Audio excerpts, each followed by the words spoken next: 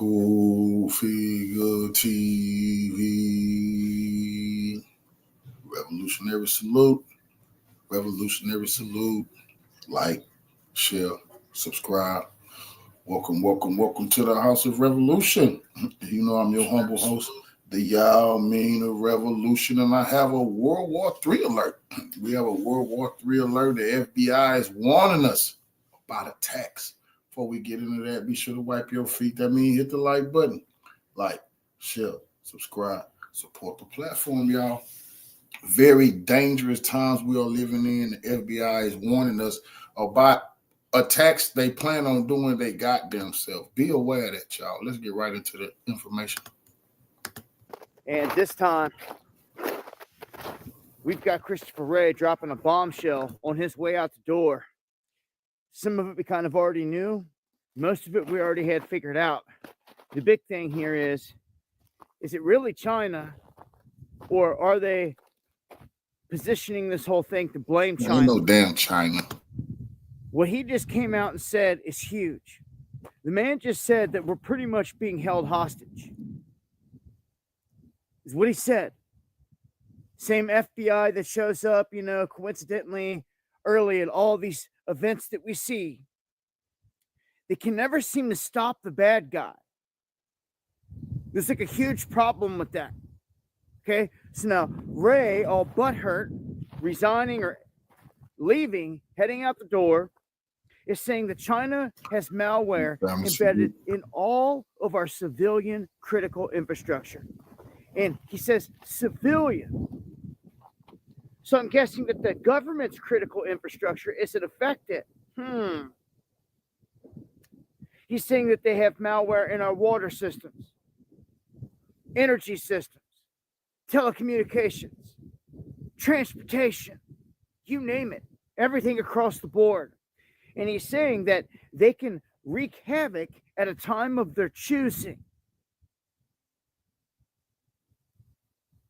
That they could disrupt all of society, cause mass chaos, and even stop troops from being sent out to locations. This is huge, man. We're on the cusp of a massive event.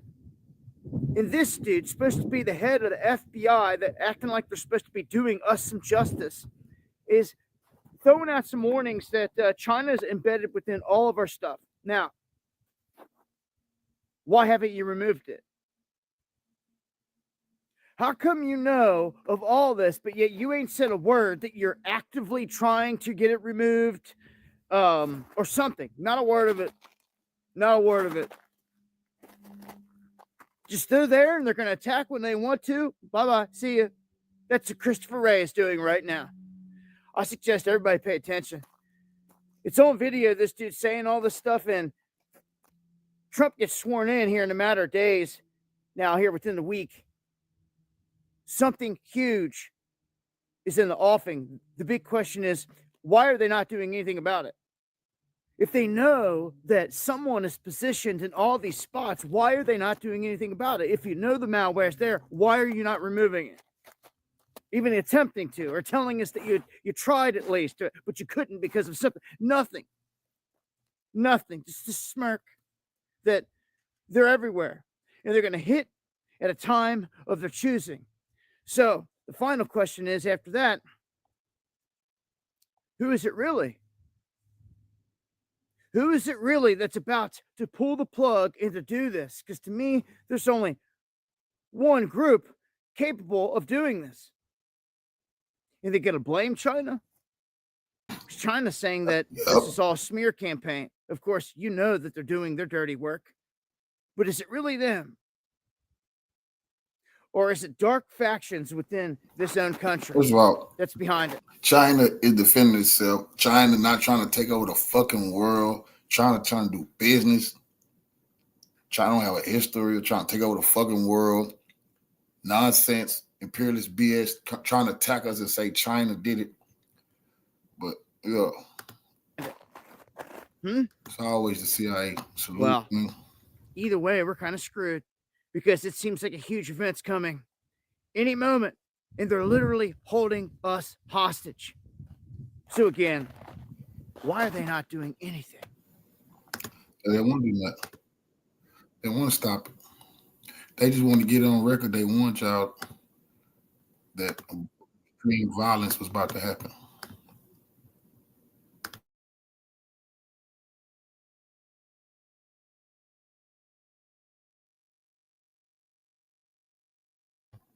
Then they can lie and tell y'all China want to attack y'all because they hate y'all freedoms. Did you know China hate that y'all are free? like Al Qaeda, hate y'all liberty. Al Qaeda hate all the rights y'all got. They're a fucking joke.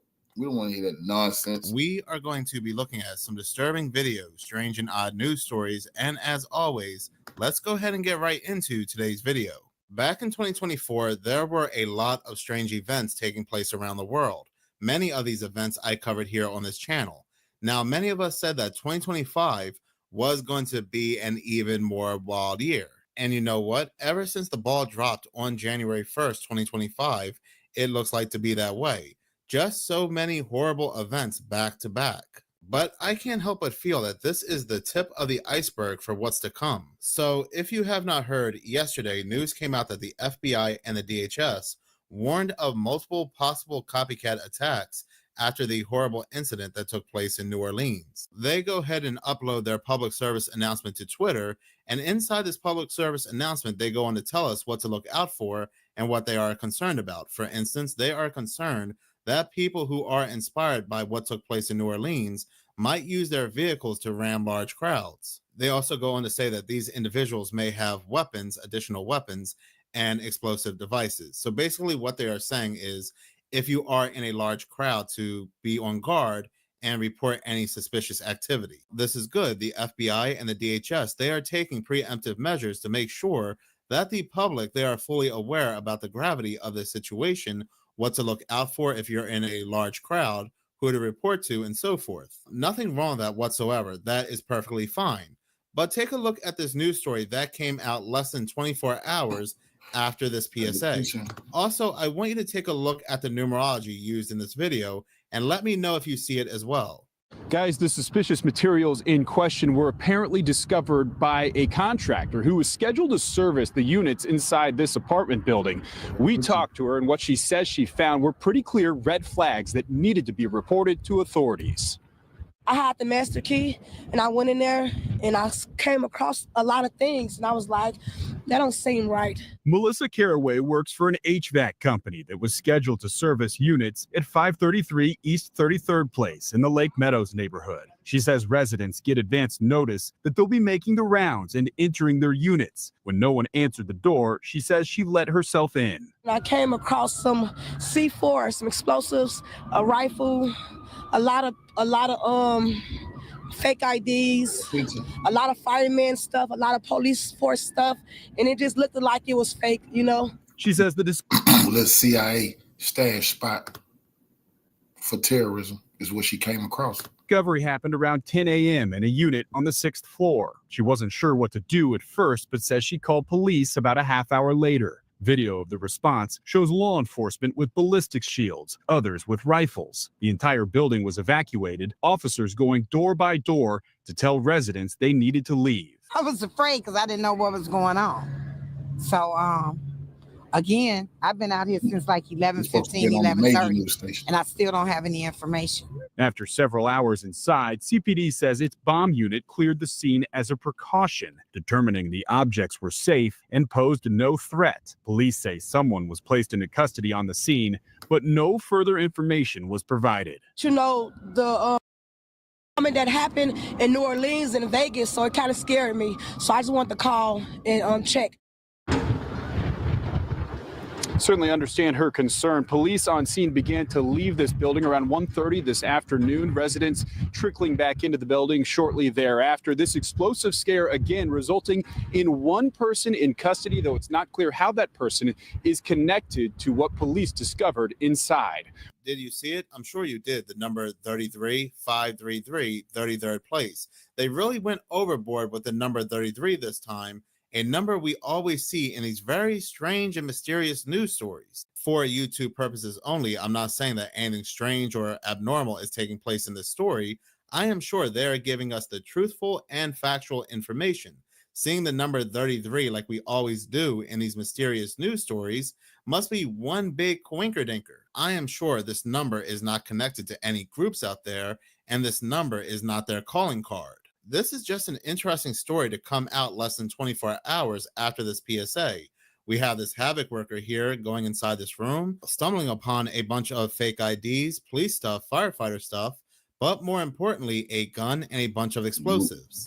Inside 533, 33rd place. Very interesting, right? Well, there was an update to this story. The building in the 500 block of East 33rd place was evacuated while the Chicago Police Bomb Squad checked the apartment. Authorities determined the gun and explosives were fake, but video shared with WGN News showed realistic-looking devices, as well as a bulletin board with City of Chicago and private security identification, as well as Chicago police and fire insignia. The authorities, the investigators came out and said that this was all fake. The gun, the explosives, they were all fake. But the news came out and said that they were given these photos and they look pretty realistic. I don't know what fake C4 looks like. I'm not an expert in C4, but this looks pretty realistic. What's even more bizarre is that WGN, the news network, they said they were shared a video which shows Chicago police and fire insignias. This HVAC worker says she saw a bunch of police stuff, firefighter stuff, a bunch of firefighter helmets. So did she see a bunch of outfits? Did she see a bunch of costumes? Come on, man. That's Jerry's supply kit to act like they first aid responders, act like they police officers. Come on, man. But the police come and say, "Oh, now all this stuff is fake. Oh, no, this is a studio where they make movies." BS. Is the case. Are we looking at actors here? I'm just saying, actors getting ready to pretend to be police and firefighters for a very big event that was about to happen. Man taken into custody is also connected to a disturbing incident from 2022. It was a suitcase with explosives. It said C4, and I Googled the pictures, and those didn't look like what I seen in real life, like military stuff. I seen the rifle, a big rifle, by the window.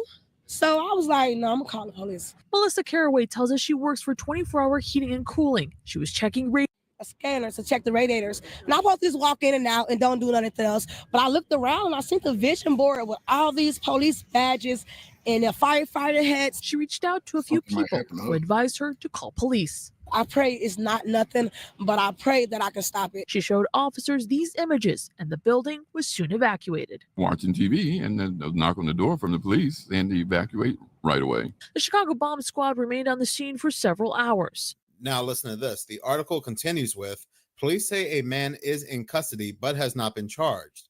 A source tells WGN investigates he's the same man who was fired from the Chicago Fire Department in 2022 and threatened a mass pow-pow. A relative called police back then to say he came home, made threats of a pow-pow spree at the fire academy, gathered several of his guns, and left. They say he is depressed, a police dispatcher announced over the radio in 2022. He was terminated from his employment today. He took a gun and fled, threatened to pow-pow the fire academy. Officers found the man 2 miles from the fire academy and took him into custody after a brief standoff. They were quick to pin this on somebody because that's a very bizarre set to stumble upon. Did you see all the IDs, badges, and firefighter helmets? Supposedly, anyway, this individual they arrested was a firefighter, but he also had a lot of police stuff as well. Very interesting stuff, right? This is also happening on the same day that Jake Sullivan made these statements. Is focusing the minds of people, and we are coordinating closely with the incoming administration to make maximum use of this particular period to get this thing done. So I'll leave it there. I just will say one last word, which is I hope this is my last time at this podium, at least for a little while. I don't mean that in a negative sense. I mean, the only thing that would bring me back is an unexpected event in the next few days, which, as you all know, is totally possible given everything you've seen over the course of the past years. But if it is, in fact, my last time before you, I just want to say thank you for what you guys do every day. Thank you for putting up with me. It's been an honor to be able to really try to illuminate these issues through tough probing and penetrating questioning. And I've can't say I've always enjoyed every moment up here, but I certainly have been privileged to be able to do it. So thank you guys very much. Very, very interesting. But there also is some interesting video footage coming out of Los Angeles where people are videotaping police, military, and the FBI blocking off streets. This video comes from King Azule on TikTok. As you guys could see, everything is being blocked off. But what you guys could really see here is that we have the military, we got cops, we have FBI agents. What do you think is going on here? You tell me. They won't let us in our house. And man, it's getting fucking weird. Let's be honest. There's some different out here in Cali. All right, guys. So I came back to see if we could get to my house out here. Let's see what they have to say. Military is about to come speak to me. You guys will hear the truth. How you doing, brother? Good, good. I live right here. Just want to go to my house. Unfortunately, we can't let anybody through. It's a hard closure. Why is that? Because there's an evacuation order. We can't let anybody through unless you're contractor, first responder, somebody supporting the first responder. I'm a contractor and I also live here. But are you working to support the fire? Like, what do you doing? I would love to support the fire, but I'm a general contractor. Do you have credentials saying that you're supposed to be here? I have a question for you. Yes. So we've been evacuated about almost a week ago. Mm-hmm. We've been homeless, no home. We've noticed that you guys are here, the military. Right. There is no fire by my house as I see the fire is out. So maybe my house has been burned down already. Maybe it hasn't. At my risk, I want to go there and see it. If I burn down, it's okay. I'm fine with that. Why is that a no? I don't know the why. I'm just going to tell you that we have orders not to let anybody through. Can you bring him for a sec? I want to ask him a question. You want to ask him a question? Yes. That's fine. You can do that. How you doing, young man? Sir, can I help you? I have a question. Yes, sir. I live right here. I pay my property tax. I paid for my house. I want to go see my house, even if there is a fire, at my own risk. Not your risk, my risk. I've been out of my house for 7 days now.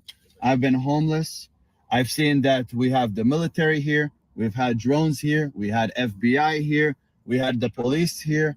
We have everybody, you name it. Everybody has been here. Why can't I just go to my house at my own risk? I just want to see if I have some things there that are still left, that are not gone. Why can't I go in? I understand that. We're not letting anyone through. Because it poses a risk for our safety teams. Anyone doing safety services such as fire, water, electrical, any kind of gas. And then also, even though we can look at licenses, we do know that there have been forgeries in the past, and we don't want people coming through who aren't supposed to be in there at night or during any time, just so that way residents know that their stuff's safe from people and not just the fire. I don't have clothes. I didn't leave with clothes. I understand it's very inconvenient for all. I have in there watches that are worth almost $1 million. That's why they have us here. So I don't know if somebody's going in my house. I'll show you. You could go with me. I'll show you my keys. I will take you in my house. You come see it. Can't let anybody those are orders from up above, right? And we can't change those. That's not regular just fire. Something way bigger than just the fire is here. And we all know that. The question is, why don't they at least disclose it to us? Sir, sorry to stop you, but just understand you're preaching to the choir here. We're just giving the orders and we're just following them. We can't let anybody through. I understand it's very inconvenient for everybody. Who will take care of our expenses that we've had in the past week? I don't have an answer. And our losses. I don't have an answer for that. Right. Right. I couldn't get to the gym. I can't get to my house. I can't go to my business. I don't even have clothes. I usually wear suits. I look like a bum for 7 days. Very, very inconvenient. I understand. I totally understand. Unfortunately, at this time, it's hard closure, at least for the next 24 hours. So that's just, if I come back tomorrow, will there be a possibility for me to go in there? I would talk Right now, we're directing people to the LA County Fire Department, their non-emergency line for information. That's the best way to go, just so that way you don't have to constantly be driving back out here. But if it comes down tomorrow that we're told again, hey, hard closure, we're going to say the same thing again tomorrow. We don't know until the situation's resolved. Can you just tell me if my house was burned? Right now, we can't leave the checkpoint, so we can't walk. Nothing. Unfortunately. And even at my own risk, I can't go. Even at your own risk, unfortunately. Because doors are for emergency teams. And I get it. I don't want to be arrested, so I'll turn around. But it's just unfair, you know? It may be unfair, sir, but we're just following orders. All right, I hope my house is fine. All right. Do you think it might be a terrorist attack that are starting all these fires? We cannot discuss. I hope not. I hope not. But if they are, I hope you guys catch them. Right. God bless you guys. Thank you. Stay safe, sir.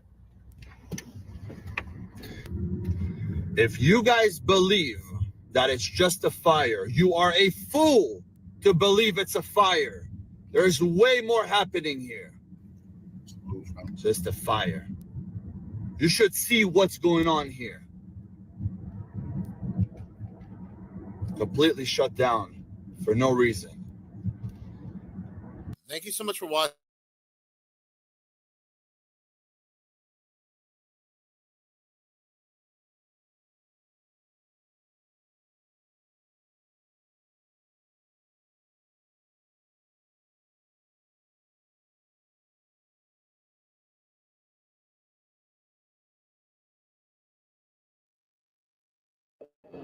A new blaze erupts north of Los Angeles in Ventura County.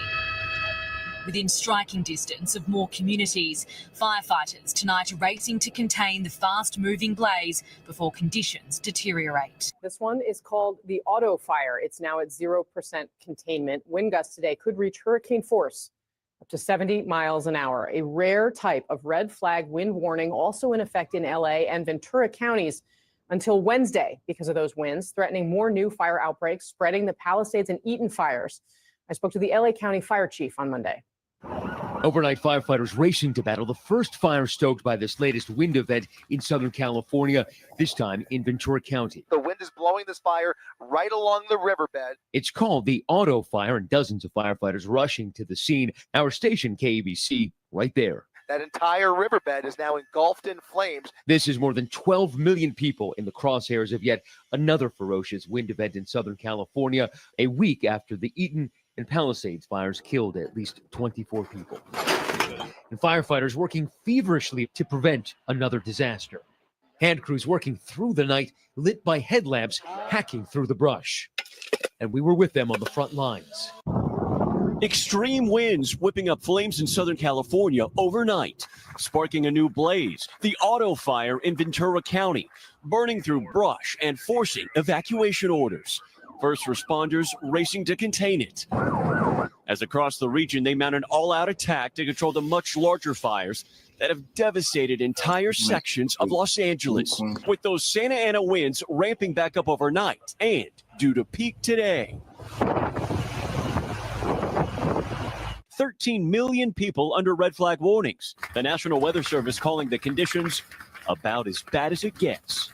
As investigators search the area looking for a cause, multiple law enforcement sources tell NBC News that an early focus is a possible human cause of the fire, though no conclusions have been reached.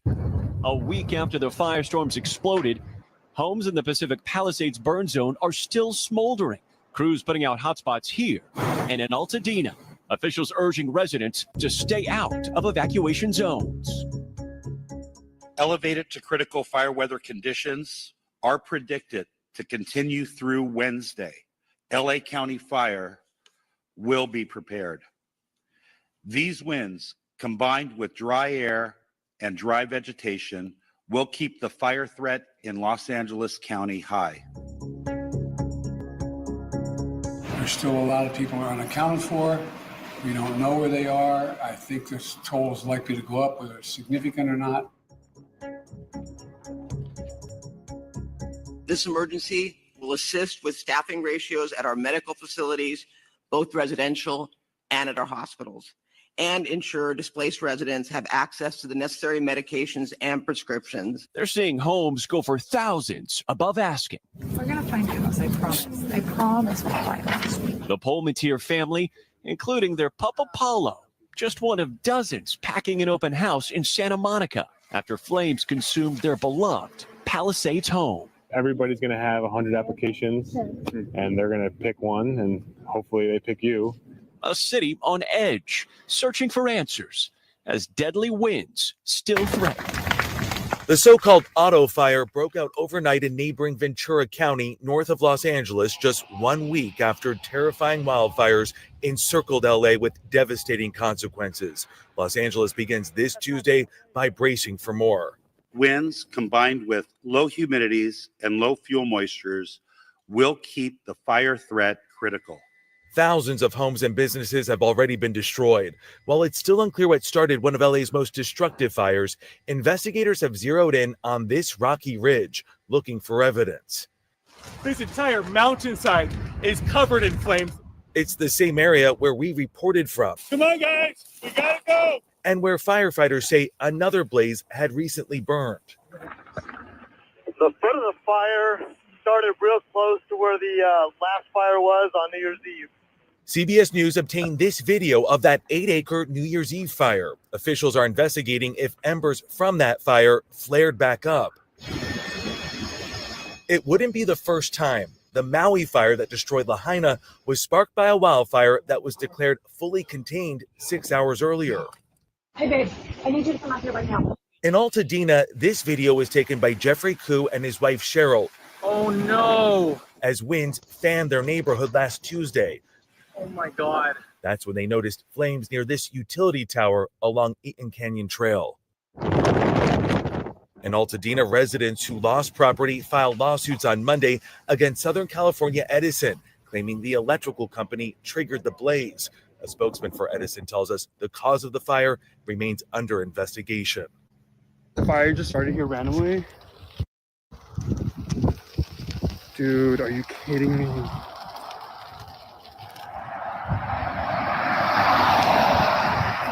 Hell no. I mean, all the firefighters are right over there.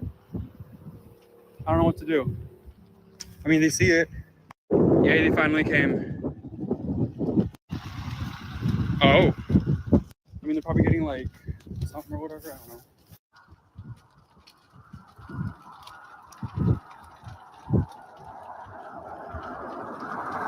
All right, guys, another one just started over there. So the wind is going this way now. And now there's like two more little like things right there growing and stuff. Oh my God. And there's houses right there. There's a house right there. So whoever lives on Corona Del Mar, your house is gonna catch on fire right now. The street is right up there. Now a new section is growing right there. All right, they finally came.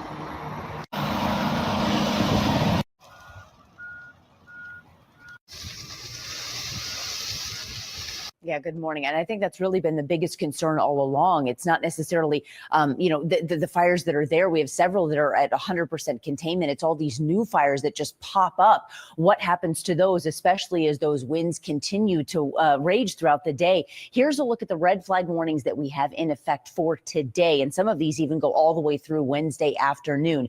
This is both the combination of those strong gusty winds up around 60 to 70 miles per hour, but also taking into account how dry the air actually is. But even embedded within the red flag warning, you have these two areas here, the kind of that darker purple pink color here, where they are considered a particularly dangerous situation embedded. And that does include 3 of the 4 fires that we are watching. They are in one of those PDSs, but it also includes places like Ventura, Thousand Oaks, San Fernando. Again, a lot of these towns and communities are inside of these. So it's going to be something we have to keep a very close eye on as those winds begin to tick up. You look as we go through the day, look at some of these 40, 50 mile per hour gusts starting to pop up, even in some of the more heavily populated areas throughout the day today and continuing into at least the first half of the day tomorrow, possibly into the afternoon hours. You've got these wind advisories with the wind gusts up around 50 to 55 miles per hour, the high wind warning where they could get up to 60, even 70 miles per hour. And yes, this does include the areas where we have all four of those fires. So we'll have to keep an eye out. But the one thing, Casey, that they really need is rain. And we just simply don't have that in the immediate forecast.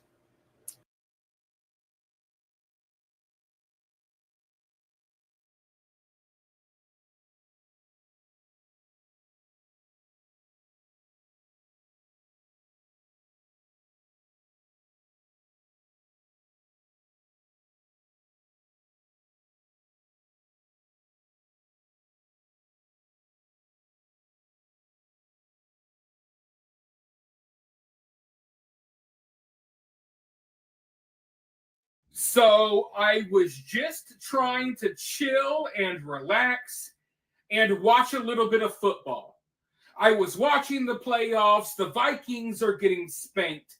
It's halftime right now. Hopefully they can make some type of comeback and make an actual game out of this. But anyways, I'm not here to talk about football, even though I'd rather be talking about football. But instead, I'm actually here to talk about something very concerning, as per usual on this channel these days, because 2025 has no chill at all. I feel like 2025 has been just pedal to the metal since the ball dropped. But anyways, I was watching football. I was scrolling through social media, and I saw that the FBI put out a tweet about some sort of public service announcement about potential threats or upcoming attacks. And I was just like, oh my God. Can I watch a freaking football game without something crazy going down? Like, California is already burning to the ground. We already had one terror attack. We already had like 3 different psyops. We still don't even know what's going on with the drones. Can we just chill for a minute? I guess not. Because the FBI put out this tweet, and of course, you got to go to their website to see what the public service announcement is. And I read through it, and oh boy, let's just say the sleeper cells have been activated. If you've been watching my channel, I've been warning you all that it appears that 2025 was like the green light for crazy people around this country to start doing crazy things. And if you think that these fires in California aren't being started by people, listen, I'm not saying every fire is being started by someone, but there are people out there purposely setting these fires, some of which have been arrested. Some, maybe they're just crazy people, but others, I think, are intentionally doing this to, like an attack on America, like a terrorist attack on America. But anyways, the FBI just put out this public service announcement claiming that there may be potential attacks that are kind of linked to what happened in New Orleans. I'm going to read through this announcement for you all really quickly. The FBI and Department of Homeland Security are issuing this public service announcement to highlight a potential public safety threat from violent extremists in response to the New Year's Day attack in New Orleans, Louisiana. As with any potential threats to the U.S., we will coordinate with our state and local law enforcement partners to ensure they have the resources and information necessary to keep our communities safe. The FBI and DHS are concerned about possible copycat or retaliatory attacks due to the persistent appeal of vehicle ramming as a tactic for aspiring violent extremist attackers. Previous attacks inspired by foreign terrorist organizations who have conducted vehicle attacks in the U.S. and abroad have used rented, stolen, and personally owned vehicles, which are easy to acquire. Some have used additional weapons, such as firearms, knives, to attack individuals after the vehicle has stopped. Additionally, attackers may attempt to conceal and pre-position improvised explosive devices. Oh man, to supplement a vehicle attack. Targets have included pedestrians, law enforcement, or military members, and crowded public venues, including festivals and commercial centers, which generally are accessible from roadways. We ask that the public remain vigilant regarding possible copycat or retaliatory attacks and report any suspicious activity to law enforcement. So why do you think they just put this public statement out here today? Obviously, they know something. Obviously, they're worried about this for a reason. And the scary part is, we know we got some big events coming up soon. Trump is going to be inaugurated in about a week or so. He's also supposed to have all types of different public events before then, including some sort of rally or something, which I don't think is necessarily a great idea right now, considering everything else that's going on. But we also have the Super Bowl coming up, which is also in Louisiana. So that's kind of scary. It's right there in the same area where this last attack happened. But the FBI is putting this out because they know that something is coming soon, that something's going to happen soon.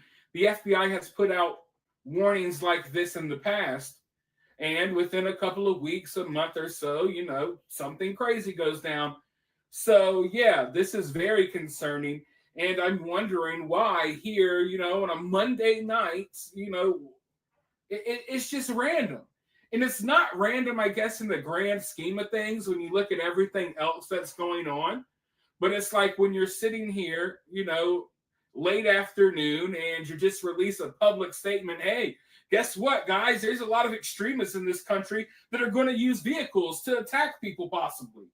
It's like we already, I don't know, if they don't know for a fact that something may happen soon, then what's the point of this little memo? It's like we kind of all know, like, yeah, there's crazy people around that may do this. You know, we were hoping that y'all are kind of, you know, going to stop it, you know, but that's what we get from the FBI these days. We don't get, hey, guess what? These people were going to do this and we stopped it. You don't got to worry anymore. No, we get, hey, guys, there's a lot of potential stuff that's about to go down. Just be on the lookout. Help us. We're supposed to be looking to the FBI for help, but often these days, the FBI is like looking to the public for help. I mean, they go on. You could go to the website right now and read through more of it, but they're asking the public to do all types of stuff. That they need the public's help to crack down and to stop this from happening. And I get it. If you see something suspicious, report it. I get that. But it's just like with the drones in New Jersey. They asked the public, hey, help us figure out what's going on. So I don't know. I'm kind of tired of like the people whose job this is. Like, this is your job to stay on top of this and prevent bad things from happening. But more often than not these days, it's like the FBI is supposedly reaching out to the public for help instead of the public reaching out for them for help, because the public doesn't even trust them anymore. And, you know, I don't know. You just got to wonder. I don't even want to go into it. You know what? I'm not even going to go into it in this video. I'll refrain from doing so. All I got to say is you got to wonder, because sometimes some of these three-letter agencies are wrapped up in some of these little events that take place. So when you see these three-letter agencies putting out these warnings, it makes you wonder how much knowledge and involvement even they may have in some of this stuff. But yeah, this is how 2025 is going right now. And they don't list like a specific area like where people should be worried. It's kind of like a public service announcement for all Americans. You know what I mean? It's not like, hey, you should worry about stuff in New York, or you America's should a worry war about zone. stuff in Ohio. It's like, hey, guys, there's extremists out here and copycatters and all types of stuff is going down. They're going to use cars. They might have IEDs. They might hop out the car and have a knife. It's like, are y'all warning this? Are y'all warning us this may happen? Or are y'all telling us, hey, this is what's going to happen pretty soon? They know what's going to happen. Yeah, we already know it's going to go do it. down. And afterwards, we're going to say, hey, the guy was on our watch.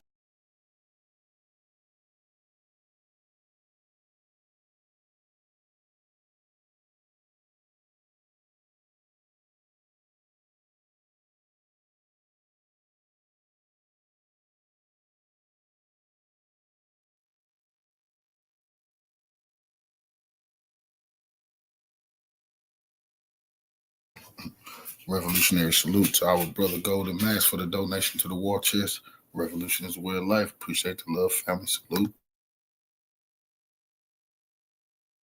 Say he's putting together a Marshall Plan because we care, we know what we're doing, and we're just here to help. Well, let's take a look at the original Marshall Plan and how it's been duplicated time and time again. And it's basically where self-serving schmucks finance their puppet masters' initiatives while claiming to be philanthropic. And don't you know, this is all going to fit nicely into the Smart LA 28 plan. We'll take a look under the hood there, too. Now, I got to say, the WEF did get really quiet over the last few years. At least they stopped televising their plans with impunity. But I doubt they're losing much sleep about this unfortunate incident. And by coming out and saying we're putting together a Marshall Plan, that just means we're going to throw money at this with a, 95% management surcharge? And then give ourselves awards for our dedication to humanity. So the purpose of the original Marshall Plan was to aid in the economic recovery of nations after World War II and secure U.S. geopolitical influence over Western Europe. Hey, they kind of told the truth there. After incinerating Europe, they were afraid the whole continent would go comrade. So they threw money at the right companies that made the right decisions and dealt with the right people, i.e. the money changers at Wall Street that financed both sides of the conflict. So here's a pretty good write-up of the Marshall Plan and its frequent invocation in the years since. Whenever people propose a new government program, whether the former Soviet bloc or urban America, they call for a Marshall Plan. There is apparently no problem which could not be solved by a new Marshall Plan. Yet Marshall Plan enthusiasts simply assume its efficacy. The truth is not so simple. First, the Marshall Plan model has routinely failed when applied elsewhere. Between 1948 and 51, the U.S. provided about $13 billion in cash goods and services, about $90 billion in today's dollars, to Europe. That was a significant amount of money, but is dwarfed by subsequent Marshall Plans. For instance, since World War II, the U.S. alone has provided $1 trillion in current dollars in foreign aid to countries around the world. The result, according to the United Nations, 70 countries, aid recipients all, are poorer today than in 1980. An incredible 43 are worse off than in 1970. You know, every time you hear about progress, it's progress for the 1%, not anybody else. After the fall of the Berlin Wall, Germany launched its own massive Marshall Plan to rebuild the formerly communist East. Bonn has spent about $600 billion since 1990. Private firms, in response to special government incentives, have invested another $500 billion. The result is mass unemployment and underemployment, low productivity, uncompetitive industry, minimal growth, and de facto bankruptcy. American domestic Marshall Plans have worked no better. Over the last 30 years, the U.S. has spent about $6 trillion to fight poverty. Yet the poverty rate remains largely unchanged while families and communities have imploded. But don't worry, homelessness is an all-time high, despite spending $24 billion on it since 2019. They claim there's only 200,000 homeless, but with those numbers, that's $120,000 per person. During the toilet paper crisis, they spent $18.2 million for 260 socially distanced tents. And they didn't even provide the tents. That was just for chalk outlines 6 feet apart. This is the inverse Robin Hood, steal from the poor to give to the rich. Receipt of aid did not track with economic recovery. France, Germany, and Italy began to grow before the onset of the Marshall Plan, while Austria and Greece expanded slowly until near the program's end. Great Britain, the largest aid recipient, performed most poorly. Ironically, the Marshall Plan, like so much later foreign aid, did not encourage economic freedom. Rather, U.S. officials advocated high taxes, extensive public spending, and Keynesian economics. It was the end of U.S. assistance that most encouraged recipient nations to adopt reforms. The Marshall Plan may have been a generous act, but that doesn't mean it spurred Europe's recovery. The real lesson of the Marshall Plan is that entrepreneurial culture, legal stability, and free markets are necessary for economic success. Liberty, not money, is the key to prosperity. So even after their handling fee, the money that did make it to Europe didn't do much good. But what I can't stand is how they always wrap this up in a pretty little package and tell us how much they're helping marginalized communities. And here's a perfect example of their bait and switch. Back when I was in high school, you had to save the rainforest because they're trying to cut it all down. And then save the whales 100 years after petroleum became the oil of choice. And then the 1992 Rio summit, where they said they were going to save the planet and protect the environment. I think about it, that was pretty convenient timing for the Exxon Valdez oil spill. I guess that was 3 years before, but life moved at a slower pace at that time. But anyway, while they're talking down to us from their moral high horses, what they had really done is all got together and unofficially agreed to implement Agenda 21, which they seem to have had a setback in 2016. Otherwise, it'd be in full effect already. And now it's Agenda 2030. A lot of their A-list puppets have lost their positions. Even baby Castro, Trudeau had to step down last week. But I don't think they're going quietly into the night. So they launched this huge Save the Planet campaign, which is an abstract thing. You can't quantify how much you've saved the planet. And once they milked that for all it's worth, then it changed to Save the Climate, another abstract, unquantifiable mission. So when Newsom says we're putting together a Marshall Plan, it means we're going to throw as much money at this as we can because, hey, then it's more for us. You can see what a fine job they're doing managing all that money. Some actual journalists broke out at the local level and showed how 84 out of the 500 and something trucks in LA were out of service when they really could have used them. Oh yeah, and some frickin' water would have been nice. But don't worry, the people in charge look the way we think they should. Of course, nobody's going to investigate why this happened because, well, climate change, duh. You can literally be walking around with a torch, lighting things up, and after citizens zip tie and detain you, the court sets you free. Really, he's just done his civic duty to bring about LA 2.0. That's what Newsom called it.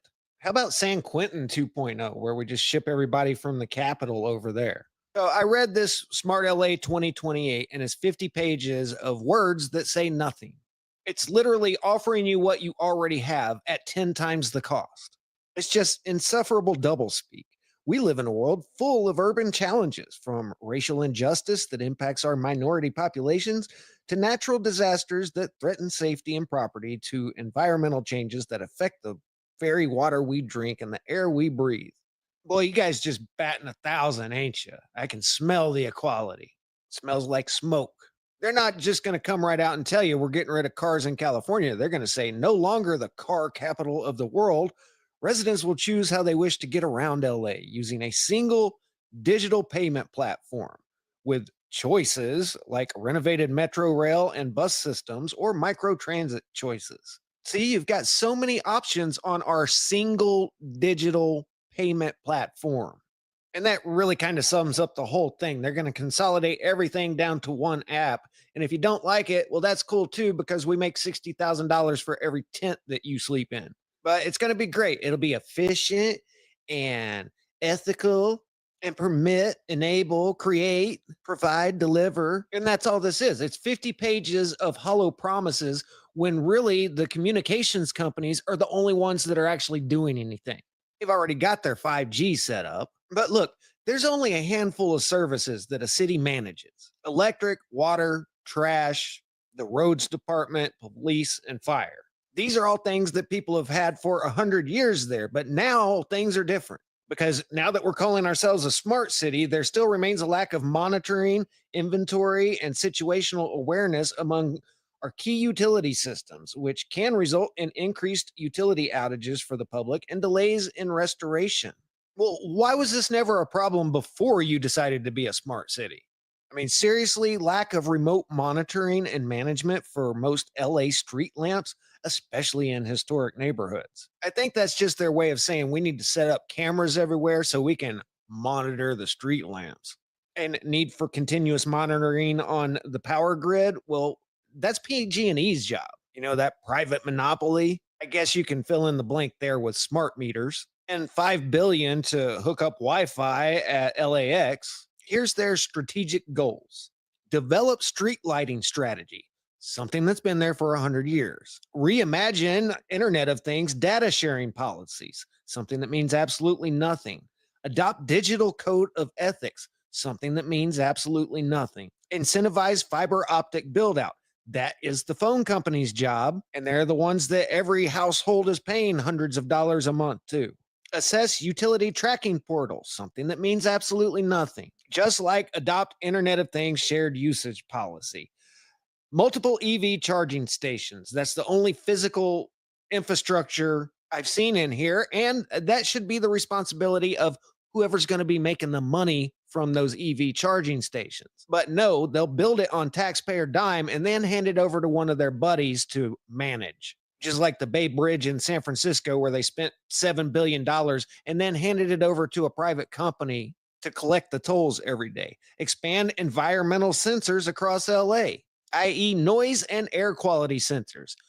Absolutely nothing. Build Internet of Things platform through public-private partnership. Absolutely nothing. And deploy LADWP smart grid, so smart meters, to empower customers to control and limit their power usage by 2028. Which, once again, PG&E makes all the damn money, so PG&E ought to manage that. So this is absolutely nothing other than connecting more crap to the internet, only they're going to pay 10 times what it should cost. But I guess now that half the city's gone, they can put their fiber optic cables wherever they want.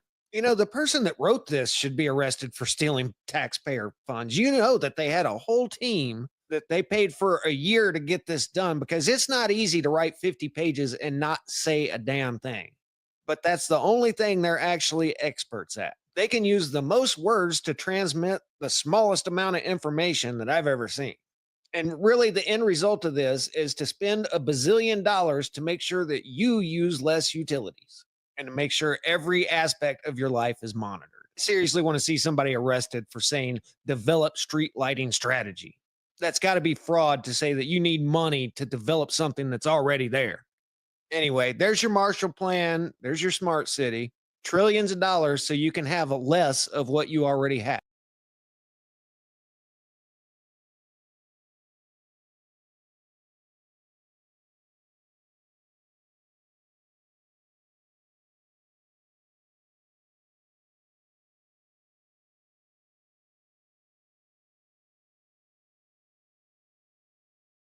$65 billion.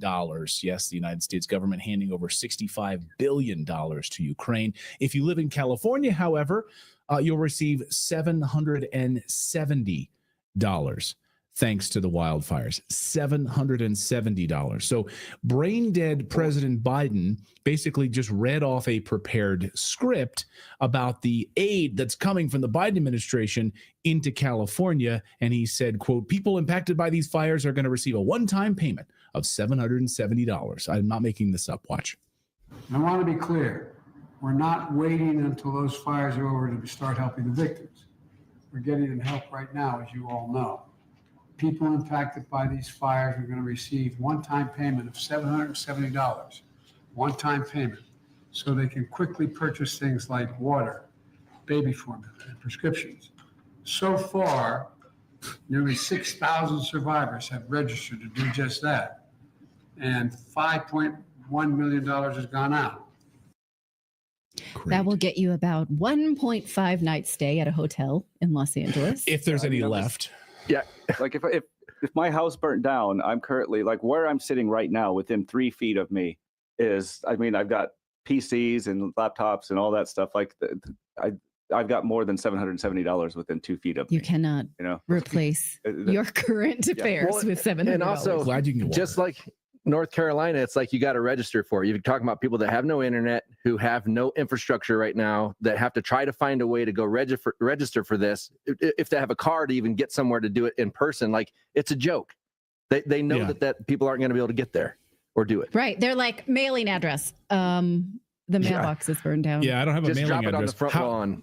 Where are you going to send this check to, by the way? Is it going to be a direct deposit? No, okay.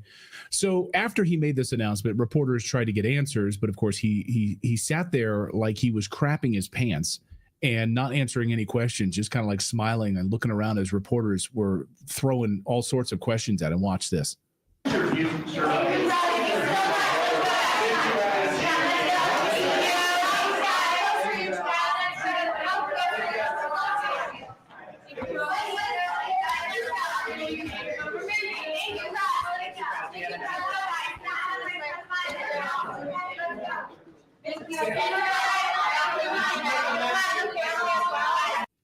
That's enough of that. That's like a meme for senioritis. Literally senioritis. Senioritis started when he became president. I mean, he's like, why are you yelling at me? Yeah. Mm-hmm. What like, I just gave him $770. Like, what didn't you understand about that? Like, Is it January 21st yet? I gotta go take a nap. But don't worry though, Kamala Harris was right there to also deal with this and to level some answers and to really, I think Kamala, she just provided a lot of comfort for what people are going through right now. And so it's critically important that to the extent you can find anything that gives you an ability to be patient in this extremely dangerous and unprecedented crisis, that you do. Yeah. Hey, Californians. Thank you. She could be your next governor. Would that bring you comfort? Because polls are showing that she may want that job. There you go. That person has some answers. What's her answer? Find some patience. Find some patience. Just have patience. You know, you lost everything. Inside of you somewhere. Let's pause for a second, though, and just think about this. $770. That's what people in California who've lost everything, homes, possessions, some cases, loved ones, are supposed to survive on. Meanwhile, billions are being shoveled out the door to fuel a war thousands of miles away, a proxy war run by the CIA. How is this acceptable? $65 billion going to the most corrupt government in Europe so that they can carry out a proxy war. An entire generation of young Ukrainians are all killed as a result of it. Thanks, CIA. Just for context here, we learned this week that the administration is gearing up to ship yet another $1 billion check overseas to Ukraine, adding to the $65 billion that we've already sent. By the way, that $65 billion number, that's the number we know about. Estimates are it's likely well over $100 billion because we've been shoveling them money since 2014 after the CIA-backed coup in Kiev and installed our puppet government there. So we've been, I think it's a lot more than $65 billion. I mean, I'll ask you guys in the chat room right now. Like, do you guys think it's more than $65 billion or less than $65 billion that we, or just right around that $65 billion? Let me know in the comments. I'd be curious about that. So far on this Tuesday, California's wildfires have wiped out 10,000 homes and counting and structures. Families are scrambling right now for shelter, struggling to figure out where their next meal will come from and wondering how they're ever going to rebuild their lives. These are Americans living through a disaster of unimaginable proportions. And the government's grand solution, a one-time pittance that won't even cover like a week's rent or food. It's unbelievable. By the way, why did North Carolinians only get $750? So the wildfire victims get $770. I guess what, like accounting for inflation since Hurricane Helene hit and tore through Tennessee and North Carolina and Georgia and Florida? Blue state surtax. I guess. Why add $20? You had people out in California and everything, like when North Carolina happened, saying, oh, it's not a big deal. They're all, it's a red state anyway, blah, blah, blah. This being a blue state, I think they're going to realize, oh, maybe we shouldn't have these Democrats in power because, Trump said a long time ago to Gavin Newsom, you need to get prepared, prepare the ground, like rake and get all the dead leaves and trees up off the ground. And he's like, yeah, whatever. So hopefully this is like, we may see California turn red after this. Maybe. We saw Megyn Kelly yesterday posted sort of an anecdotal story, but she was talking about a friend of hers who she says is woke. She lives in this area. And she said, all of my friends who are woke Democrats are now voting Republican. They're sick of it. They're over it. That's anecdotal, of course, but who knows? Anyway, this is a slap. But look at Gavin Newsom's priorities right now. He has just earmarked $50 billion to Trump-proof California, meaning he is setting aside money to litigate against the federal or million. 50 billion. Let me look. 50 million. I apologize. 50 million. So that's 25 million just to launch litigation against the federal government of your taxpayer money, but you don't get water out of the fire hydrants. No, they were literally in a special session. So California legislature sitting in a special session while their state, the entire cities are burning up. And they were literally having a special session on how to deal with Trump. Right. That's their priority? For the hypothetical deportations, right? They're saying, how do we protect illegal immigrants who are setting fires? How do we now make sure that we are ready to litigate against the federal government? To slap in the face. Yeah, absolutely it is. So this message from Washington is clear. Americans come second. Your suffering is an afterthought. Billions for Ukraine, billions for Israel, a country, by the way, that has a space force. Yeah, Israel has a space program and a budget surplus. So Israel has more money in the bank. We have a massive $35 trillion deficit. Israel's doing just fine. And we can send them billions of dollars. But you get crumbs for Californians. You get crumbs for the people of Maui. You get crumbs for North Carolinians and those who live in Tennessee and Florida and Georgia. Crumbs. These people don't give a rat's behind about you. Can you imagine for a second if California was a liberal state?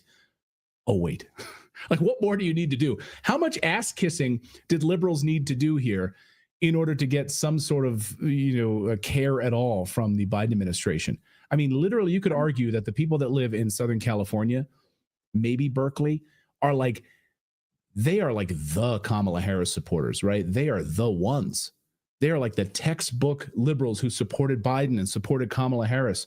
What more ass kissing do you need to do than get a little help from the guy that you elected? Mm-hmm. That's it. These are the people. Go ahead, Phil. What kind of psychological warfare is this that it's like, okay, even with like the stimulus checks and everything, it's like it's never over $1,000. It's like we got to keep it under $1,000 because it's just enough to make them so that they're happy they can buy stuff, but not enough to really help them. Enrich them. Right. Yeah. But let's review the last 4 years of the Biden administration when illegal immigrants got debit cards worth upwards of between $1,000 and $10,000 at a time. For what? For just arriving, right? And so you have to put this in context to how taxpayer money is being used for who. Couple of comments here. I like this. Television shows in our chat says, redacted, don't forget about the $43 million per week to the Taliban in Afghanistan that we're still paying. Yeah, we just did a whole segment interview last week on this exact subject. Tim Burchett, who's put that forward to like stop those payments. And Comic Andy's in our chat says Boston Tea Party time. And it's funny, I was talking with Grim earlier, Grim, who does all of our graphics here. He's a U.S. military veteran, by the way. He said, I can't believe, he said, what a kick in the nuts this is. He's like, I can't believe that we haven't had sort of like a French Revolution moment here in the United States, and you're saying like Boston Tea Party time. Like, how much longer are Americans going to take this from these leaders? It's the fluoride. They care more. Maybe they care more about Ukraine than they do Americans. I just wonder how we can convince Putin to invade California so they can get money. So we can get help from them. If he can invade LA, we'll write him a check right now. Here you go, $20 billion. Perfect. Yes, perfect. We're to the rescue. We're going to rebuild California from Putin's aggression. Yeah. Instead, it's liberal policy aggression. So that's that big part of the story. Side note story on something we're working on here and putting these pieces together. Something big appears to be happening at U.S. airports, according to friend of the show, journalist Ryan Mata. Now, we know that undocumented illegal immigrants are being flown into the United States under the command of the Department of Homeland Security and the Department of State under Antony Blinken and Alejandro Mayorkas. We've documented that many, many times here on the show. But something appears to be ramping up, and a number of sources have come forward to make this point to Ryan. And I just want to, we're piecing some of this together here, but I want to share some of this out in the open in case there's some sort of a false flag event or something that's about to unfold here. So here is what a source has now spilling the beans on what's happening at Los Angeles International Airport. There may or may not be large commercial charter flights full of undocumented, unregistered individuals from a certain continent originating from Nogales International Airport. Okay, where are they coming from? OLS and landing at Los Angeles International Airport. They're exiting through the PS LAX, the private suite terminal at Los Angeles International Airport, and they're coming in mass. The Rosendin Company and SASCO are the commercial electrical contractors responsible for turning off the CCTVs to hide these flights and to hide them when they get out of the flights. And there are general blackouts when these individuals touch down and they get bussed out of the LAX terminal. Now, they're being set loose on the already devastated population in Los Angeles. People need to evacuate ASAP. LAPD is not responding to this stuff. Don't ask how I know this. Now, multiple other sources have now come forward to confirm this. It's happening not just at LAX, but Miami International Airport and other places. What is happening a week before President Trump takes office? Not exactly sure. They, of course, delete these flight histories. So when you go to try to find these registries, you won't find them. They hide these flights, especially if they're government flights. So if you're looking for them, you're not going to find them in the logs, of course. Monkey Works, of course, military veteran who spent more than 30 years in aerospace and defense, does a great job tracking these flights. You guys know Monkey Works pretty well. He's been tracking these flights for years under the Biden administration. He says they are still flying in about 70,000 illegals per month into the United States. And he tracks this stuff every day. Watch. 197. So just shy of 200. But keep in mind, I've stripped out close to, well over 150, probably close to 160 trainers out of that equation. So it's cleared the skies up a little bit. Got a lot of air refuelers up. And so he talks not about just the reconnaissance flight, also talks about the Omni flights, of course, which are government flights. So those are off the book. So if you're trying to track all of this, where these flights are coming from, why they're coming in right now, and why a number of sources are coming forward in the few days, of course, before President Trump's inauguration, you need to, I don't know, I think we need to be paying attention to this. So we're going to continue to follow that part of the story, but I wanted to bring it to you as we continue to move forward on this. All right. Well, President-elect Trump says that he's going to focus on revenue from abroad instead of taxing U.S. citizens. So this is, in the words of Trump, this is bigly. Here is the announcement that he made on his Truth Social account. He says, for far too long, we've relied on taxing our great people using the Internal Revenue Service, IRS, through soft and pathetically weak trade agreements. The American economy has delivered growth and prosperity to the world while taxing ourselves. It's time for that to change. So he's announcing the External Revenue Service to collect our tariffs, duties, and revenue that come from foreign sources, and that will be born on Inauguration Day, January 20th, 2025. So just think about it. What he wants is for the American economy to make money by doing business abroad instead of relying on breaking the backs of its own citizens. Now, this is currently how it works. The average American pays the federal and state government the equivalent of money that they make between January and May of any given calendar year. And in fact, the IRS even admits it on their own website. They call it Tax Freedom Day. You can find this on irs.gov. It's the number of days that an American has to work to earn enough money to pay federal, state, and local taxes. In most states, you see the redder it is, the longer you have to work in order to pay your taxes. And then you don't keep anything until after that day. So take a look at this for yourself. Zoom in on it later. Find it on irs.gov. If you live in New York State, you have to work the longest until May 14th before you keep a dime. The states with the earliest that you can stop working for the government are Louisiana, April 4th. They have it the best, I guess. Alabama, Tennessee, Oklahoma, April 5th. So what if that were not the case? What if you could pay less because our government is doing business abroad and funding itself that way, doing business with the world?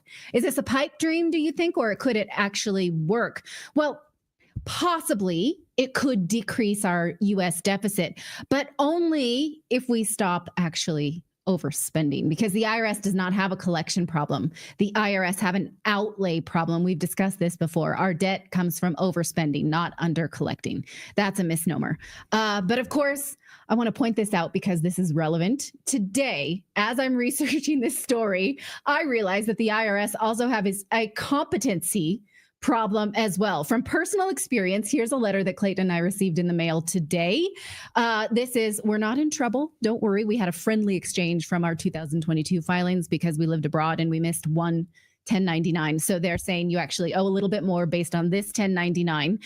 But I don't dispute the amount. I dispute the fact that they've given me a deadline of November 25th, 2024, but they didn't write the letter until December 30th. So how can I go back and respond to the letter in arrears? I don't have a time machine. This speaks to a basic competency, wouldn't you say, of the IRS? And it's just so frustrating because we pay them our tax dollars to collect from us 5 months of our paycheck out of the year, and they're not even doing a good job of it. They don't even have a base. They don't know how to use a calendar.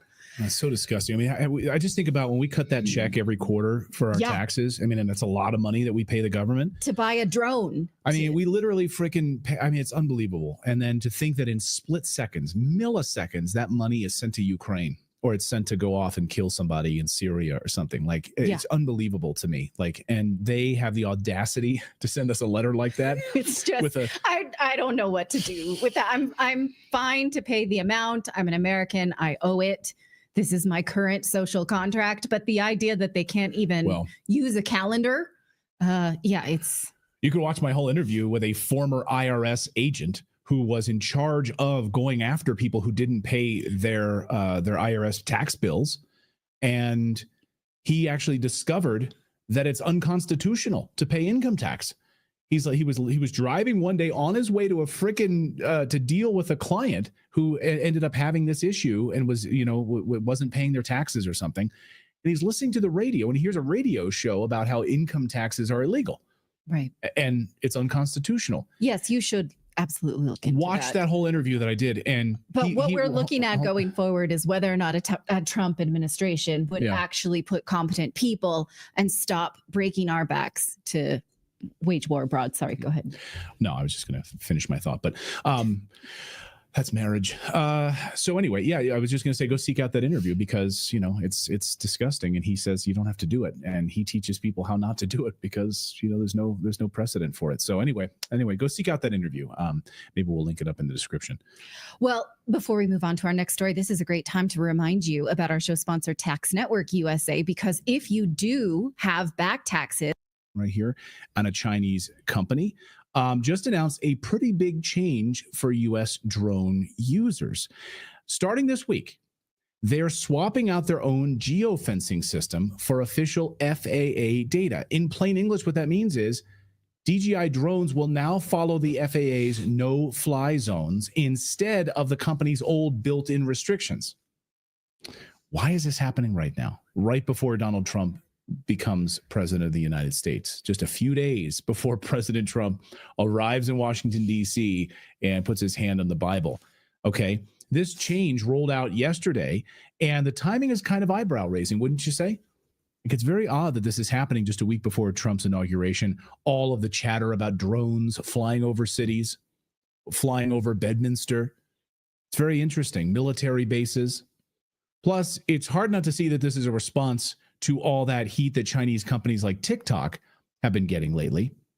DJI explained, of course, remember TikTok is a Chinese company. It's owned by ByteDance, located in Beijing, right? So DJI explained that the update on their blog, Viewpoints, here's the gist. Instead of outright blocking flights in certain areas, the updated system will mark these spots as, quote, enhanced warning zones, meaning they'll alert you, but it's on you to come back. Now it's on you to turn around and get out of that zone. Before, DJI would send your drone back home. You couldn't fly into those areas. It would restrict you from doing anything like that. In fact, I found out the hard way when I launched. Here's some video that I filmed flying into some fireworks on New Year's Eve.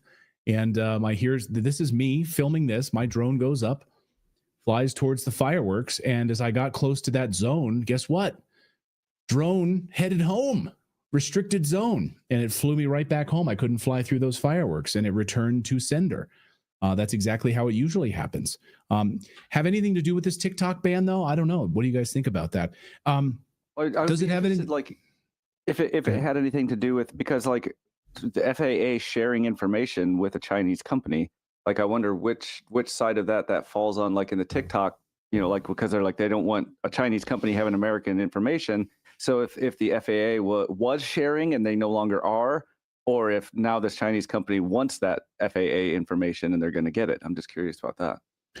Yeah, that could be. Or that they're sort of bending the knee right now to the FAA so that the U.S. government gets to say where and when people can fly their drones in the United States instead of a Chinese company that's controlling these zones. I don't exactly know. I wonder if it has anything to do at all with what Tucker Carlson said just last night about all of those drones that we were seeing across the East Coast of the United States and what he learned about how they were stopped. Watch. An intel person told me that this person believed that they were in fact Chinese, and that a Chinese satellite went down, was visible to the naked eye. There were news stories about it. It evaporated, it burned up, and that this person told me that was taken down by the U.S. government. That was a command and control satellite for these drones. Oh, and the wow. belief Okay. was the Chinese government was sending the following message: we're moving on Taiwan and maybe other things. Wow. You can't Okay. do anything about it. Have anything to do with that? Of course, many people posted this. This appears to be the satellite that was shot out of the sky. Isn't it kind of crazy? You can actually see Saturn right there with the powerful lens. Isn't Yeah. that crazy? You can see Saturn at the top of the screen. I love With that. its rings. With its rings, like it's so cool. But anyway, there's the presumed this happened. I did see a story today. I haven't really looked into it. That China was rehearsing and practicing shooting down Starlink Elon Musk satellites in December. When all of this happened, all that drone activity suddenly stopped after this Chinese satellite was taken down, according to Tucker. Really fascinating. So another drone blog pointed out how this change could be DJI's way of staying in the U.S.'s good graces, to kind of answer Philip's point here. As scrutiny on Chinese tech, of course, ramps up. Whether that's the case or not, it's a big shakeup for drone users, and it'll be interesting to see how it all plays out. But that's a common thread of drone users. Is like, you can't go near these certain airports. You can't go to these certain zones because it automatically stops you from flying into those zones. Yeah. And prevents you from. It's like hitting a wall. It's like hitting an invisible wall, and it'll return. You can't fly there. It'll return your drone back to you. So now that's all open. Now it's all on you. I don't know. It's all on you, but then you get approached by the gendarme like Clayton did. Yes. I was flying my drone over Point du Hoc in Normandy because I wanted the kids to be able to see the scaling of how the U.S. Army Rangers scaled the wall on D-Day. And so I flew my drone out down into the water, right above the water, and like scaled up Point du Hoc. And then the French got after me. They yelled at me about it. Yes. No drones. Yeah, he says. Oui. No drones. So No drones. He's been I'm in trouble. In trouble more often than not with that drone. All right. Well, Starbucks is reversing its anti-racist policy that they put in place in 2008.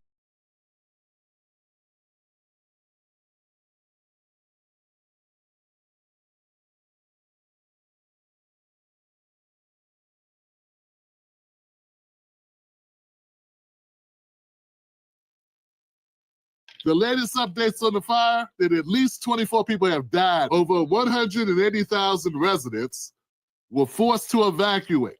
Scale of this emergency is catastrophic. All we've been hearing lately is a bunch of finger pointing, denial, people running from responsibility, people distracting, deflecting, and a bunch of nonsense that has nothing to do with what I just mentioned. I wouldn't wish it on anybody. I don't wish it on anybody. I don't want to just jump in and be about this side or that side. I want to acknowledge those people and the families that were left behind, the families that lost a loved one. I want to How about that, fam? take that time, right? Have we been respectful?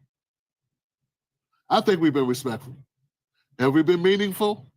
I'm trying.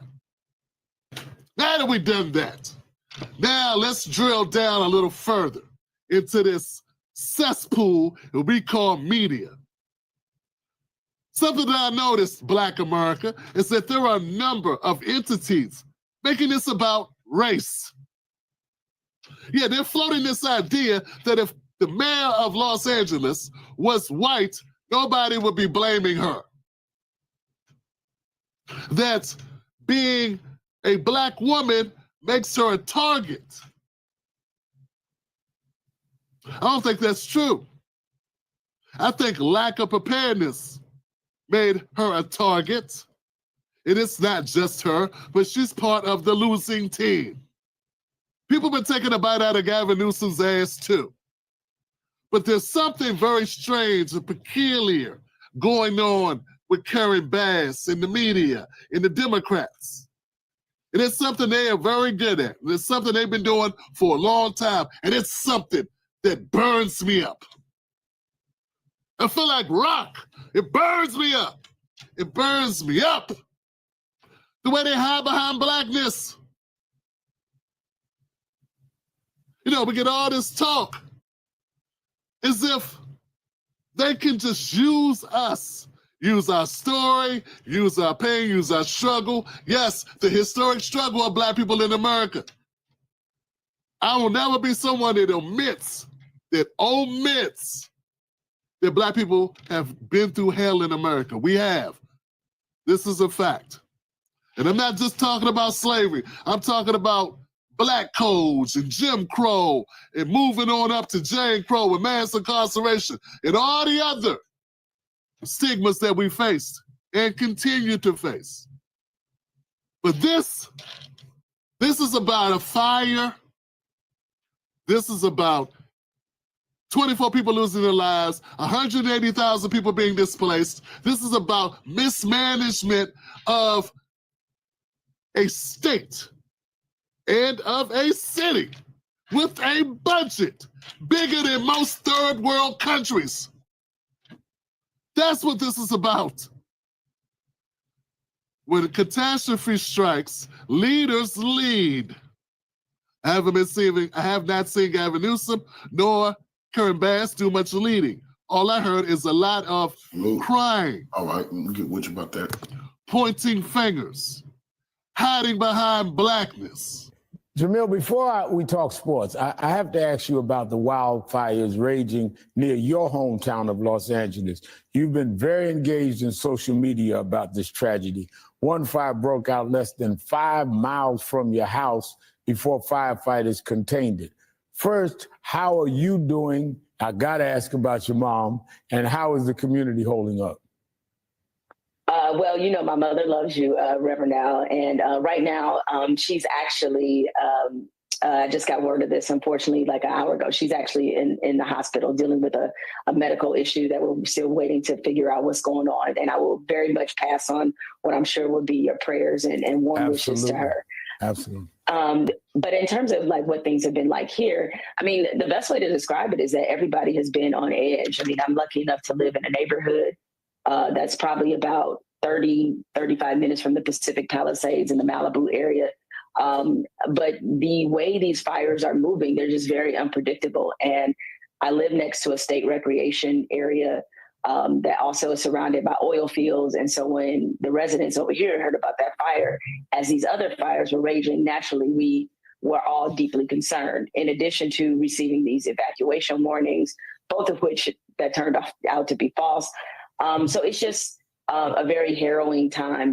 But I'm encouraged by the fact that the city of Los Angeles has pulled together. And I just want to take this opportunity to remind people, listen, the celebrities that lost their homes in Malibu and also in the Pacific Palisades, those have been the headlines.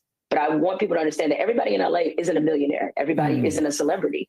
And there have been some other neighborhoods, other cities, Altadena, Pasadena, especially Altadena, which has one of the historically Black communities, a thriving community where over 1,000 structures have been burned.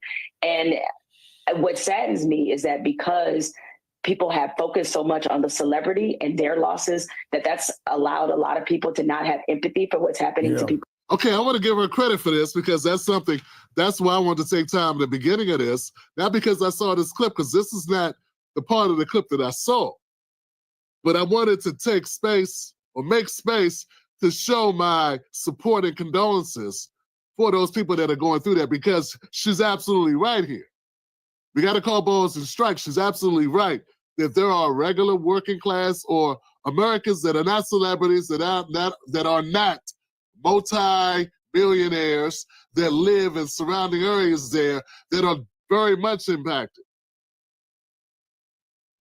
So we're not just talking about James Woods, and it was a couple other celebrities I saw, that lost their homes. There was a couple others that were on the top of my head, but I forget exactly what they were. But there were a number of celebrities that were saying they had to leave their homes. Throw a shout out a name if you know a name. So I appreciate that from her. But this is not the part that I have a problem with. Let's keep going.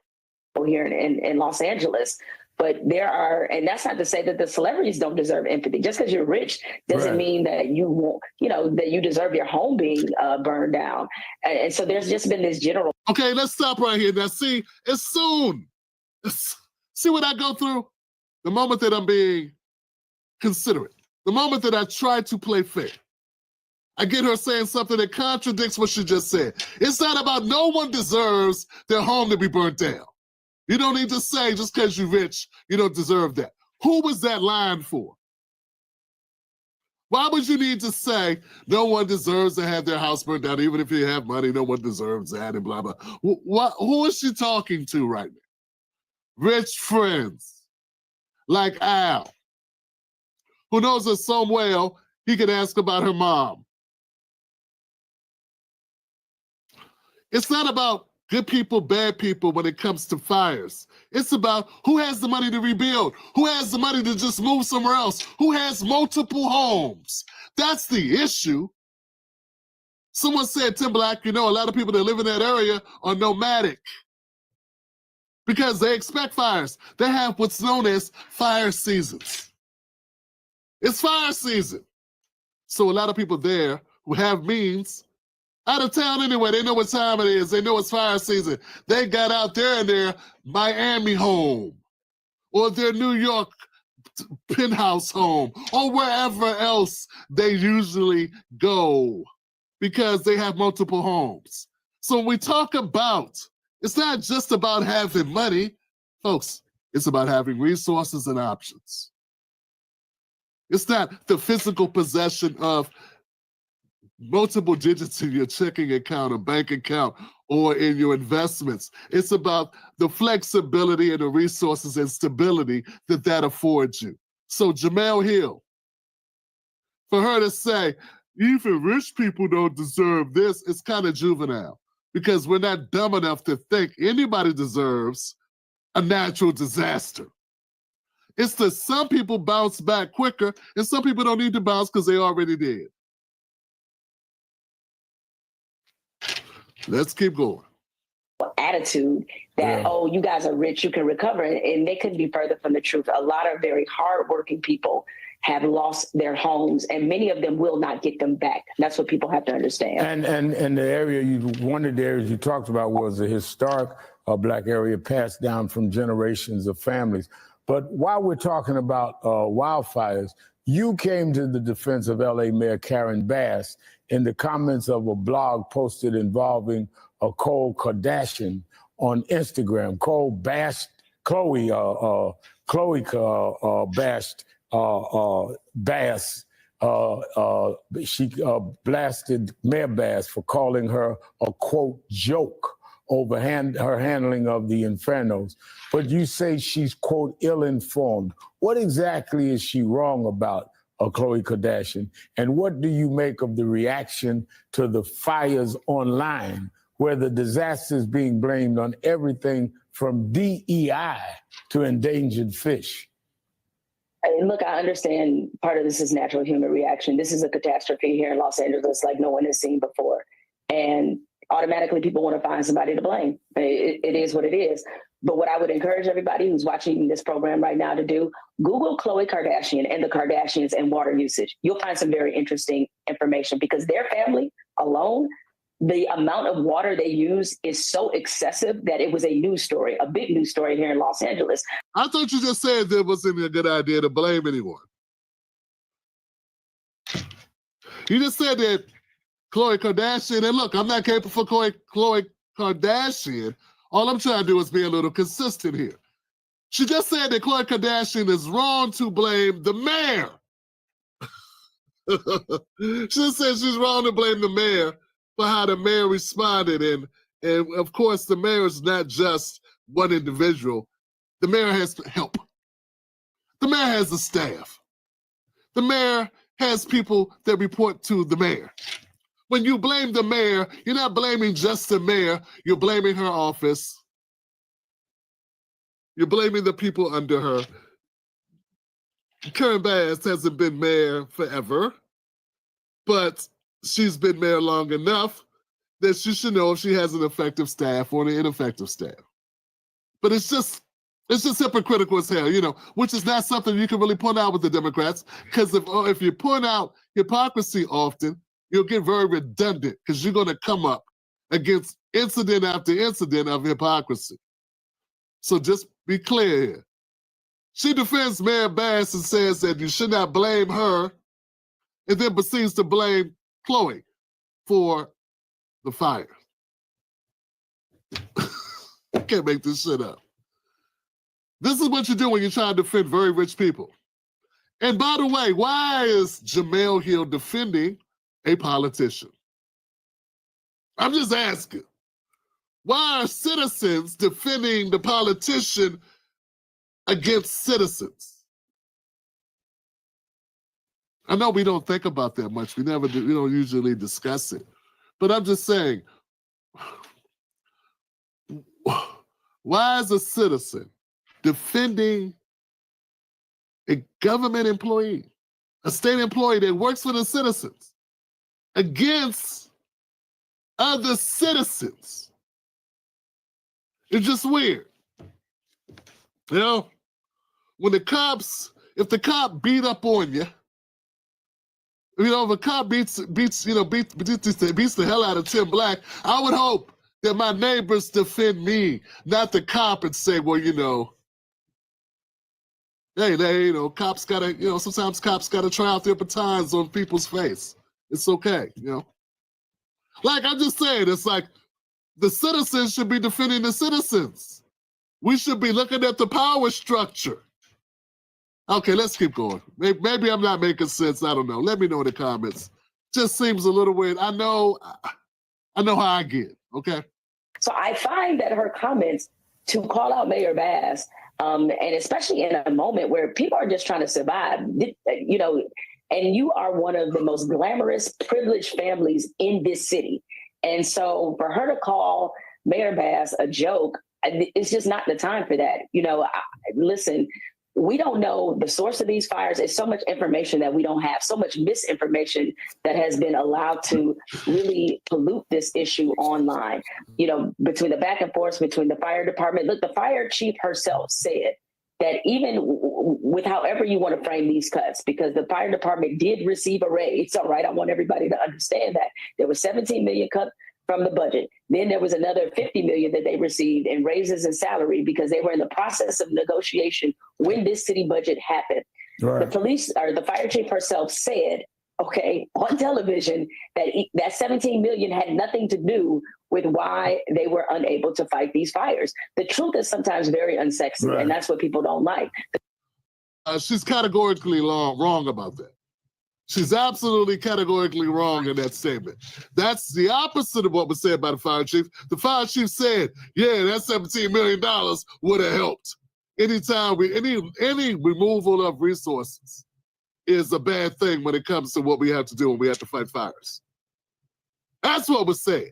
I don't know if Jemele was covering football or basketball at the time, wasn't paying attention. Maybe she was assisting her mom. I don't know. Maybe she was DMing Al and got caught up reminiscing about the last time she was on this show, looking for ways to stay relevant, kissing ass for some Democratic candidate or something.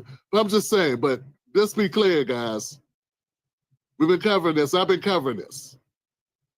The fire chief, Crawley, her name is Kristen Crawley. She emphatically said, under direct questioning, on CBS with Norah O'Donnell that, yes, $17 million makes a difference. For this person to say salary bump, a salary bump that I don't even know if they got, but that's not people. See, the $17 million goes to resources and equipment and personnel. Getting a raise does not increase personnel. That's a raise for the fire person. So I don't know what she's talking about. Let's let her finish up, and then we'll be able to go from pillar to post on her nonsense. The truth is, we had winds that were 100 miles an hour. A municipal water system that is not equipped to fight four to six major fires at one time, because people have to understand the same water the fire department gets is the same one the residents use. All right, so they are not. There's no water system in the country that is equipped to handle a fire of this magnitude. And that is the facts, right? And so there will be time to assess Mayor Karen Bass's performance. I don't know if now in real time, as information is coming in and as we're trying to understand that information, is now is the time. And I don't judge Karen Bass. Certainly we need to have people that's concerned, but let's have our priorities right, and let's also not come from a privileged perch and not deal with what's happening on the ground for everybody, as you said. But let's turn back to the NFL. Yeah, let's turn back to that, because you screwed the pooch on this one, babe. You ain't say anything, Miss Hill, that was actually, I mean, you started off when you were being gracious for like 2 seconds. That made sense, but the rest of that was a bunch of gibberish. Let's correct you. You said something like, now's not the time to talk about the performance of Karen Bass. And I'd like to know, when is the time exactly? When the narrative is switched and it's not her fault? I think that's probably the time you think it would be adequate. See, I think it's adequate for people that are, impacted by what they feel is a lack of a dereliction of duty. When people feel like they've been neglected, when they feel like they are being devastated by what's happened, regardless of who it is, whether it's the Kardashians or the Simpsons or the Robinsons or the Daltons or whoever they are who live there. They got every right to voice their opinion and express themselves. I don't think that Jemele Hill would be on a program defending a Republican mayor. I just don't think so. I also don't think she would be on a program defending anyone or calling out rich Democrats. Yeah, so that makes it. She also said the harshest language that Khloe Kardashian used is dismissive, but she said that Karen Bass was a joke. She's a joke. Her office is a joke. They're not doing anything. That to me is very PG. That's G-rated. That's G-rated criticism. You don't want to hear what other people are saying. I mean, if you can't take someone saying, hey, Karen Bass, her administration, how they handle this is a joke. Like, that is being nice. Because what I'm hearing people say is a lot more vicious. How about MF and Joe? How about a horrible, one of the worst mayoral performances since Tiffany Henyard? Okay, so look, hey, she says we don't know enough. That's another point. Ms. Hill says we don't know enough right now. Like, we can't make an assessment. Hey, people do know that the fire could have been contained better. That did you know that there are 62? The police chief has asked for 62 more fire stations. 62. And that they were not put in place. Do you not know that there were hundreds, if not thousands, I think it's called police apparatuses fire department apparatuses. And according to one of my commenters, this apparatus is the breathing equipment and other tools that firefighters use in order to go in and fight fires. that aren't working, that are not there to be used at this time. Then there was the laying off of mechanics who service these equipments. The list goes on. So what I'm saying is there are things that were missing that if they were in place, they would have been able to be more responsive to the fires. And you know what? I don't much care if Karen Bass is on the hot seat. This happens. Sometimes you get the short end of the stick. Sometimes you step in it. Sometimes it ain't your fault, but a bad thing happens and you're in the spot and it's your job to mitigate it, solve it, work through it. And instead of solving it and working through it, you know what Karen Bass did? She ran to Africa. Now, I don't know if this was a pre-planned event or if this was an emergency travel that she needed to do. But like I said before, in LA, this is called the fire season. Fire season. Karen Bass went on vacation during the fire season. I've been hearing people complain about Trump, how much time Trump spent golfing. I've heard people complain about Biden, who spent more time than Trump out of the office. It is Delaware, whatever spot. People complain about that all the time. What you should not do is be out of pocket during a potential natural disaster time for a new mayor, and she was. In fact, the only worst mayor that I can think of that comes to mind right now is Brandon Johnson out of Chicago. And that guy sucks. But what I'm hearing about Bass is not good. It's not good at all. And this is not because she is a black woman. This is because her performance sucks. You know what would have been great is if Karen Bass would have stepped in front of the cameras, stepped up, and been a leader here. That's all I want to see. And if she did that, if she stepped up and said, hey, I'm a leader. I'm going to lead this. I'm going to resolve this. I won't sleep. I won't take a break.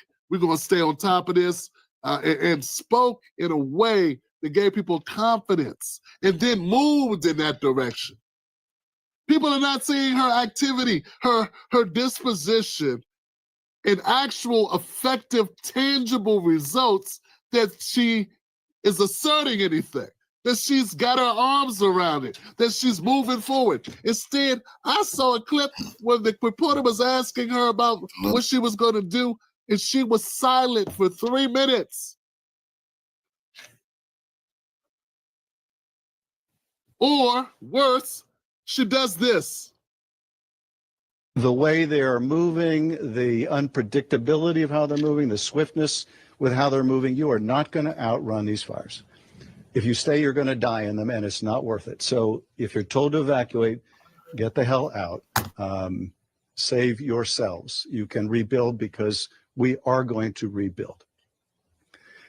We also, I think, have to be mindful of the risks that will follow these fires, and that is when the rains come and the risk of mudslides. So I say, I'm trying to figure out what Karen Bass is smiling about.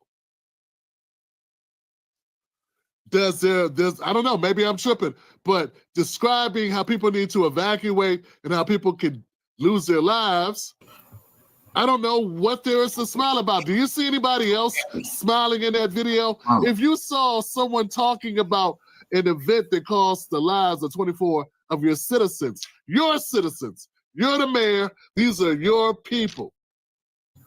That's what they would right now be a time to be. They the giggling Greek freaks. You got a new name for her. This giggling Greek freak right here. She can't stop giggling, huh? Kamala. They the giggling Greek freaks. Smiling on camera while people are around you looking glum and glum. She's the only one with a smile on her face. Nobody else is smiling. Does that sound like, or does that appear to you?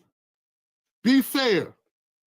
Come on, be fair. Does that seem like somebody who has all their dishes in the sink? Does it? It don't sound like somebody who's got all their dishes in the sink. I'm sorry. Some of them dishes is left on top of the nightstand in your son's room or your daughter's, under the bed of your daughter's bedroom. Something's going on. Some of the babies must have threw them in the trash along with their plates. That's what they do sometimes. I had to buy so many forks and spoons, Jesus Christ. But you understand what I'm saying? Once again, folks, who does this? What would you call somebody that's smiling at a press conference about the dead? What would you call this person? What would you call somebody smiling at a press conference about evacuations and mudslides, the potentiality of mudslides? What would you call somebody who did that? I don't know. A joke? Oh, but you're not supposed to say that. Look, this is how this works, y'all. Whenever a black man is calling out a black woman, there are people, particularly black folks, who want to say that black man's gone too far. He shouldn't do it. But guess what? Ain't nobody else gonna do it, man. And I'm calling it out on behalf of us. You understand? Because the collective of black people, we're more important than one singular black woman who's not doing her damn job. Okay? So we need to move beyond just say, well, you know, a black man shouldn't be saying this about a black woman. Well, you know what? A black woman who would do a job so badly that requires anyone to have to address her to this extent deserves all the smoke.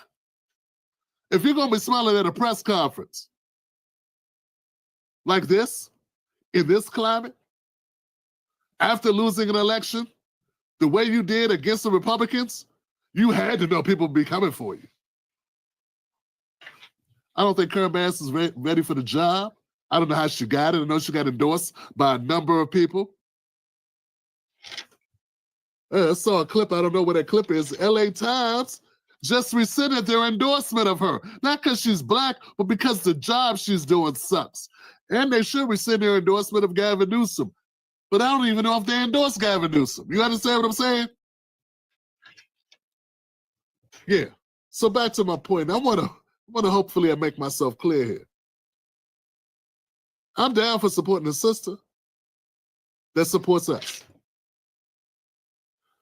How much longer, how many years you think we're going to go before there'll be another black woman as mayor of LA with the performance that Karen Bass is putting up? I think it may take a while. Do you think Karen Bass should be held accountable for that? Or if any attempt to hold her accountable for making this situation worse than it has to be, yeah, that's a problem.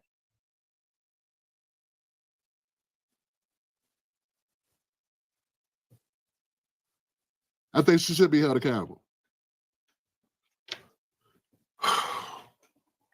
It ain't my job to defend her. I don't work for her, but I can tell you this, I do work for us. And if I'm working for us, I'm gonna call out anyone who does shit like this. It is a righteous call out. I'm not talking about her family. I'm not disparaging her name. I'm not dragging her through the dirt. This is not a Charleston White rant. But this is saying, what the hell, folks? What the hell is so funny? Now, if she was a white woman smiling, while the residents, as Al just described, black folks in Altadena had to evacuate and leave all their shit behind, we'd all have a problem about it. We'd all be pissed. We'd be like, who is this heifer up on this snag? But since it's Karen Bass, we got Jamel Hill up here running defense, running offense, running interference.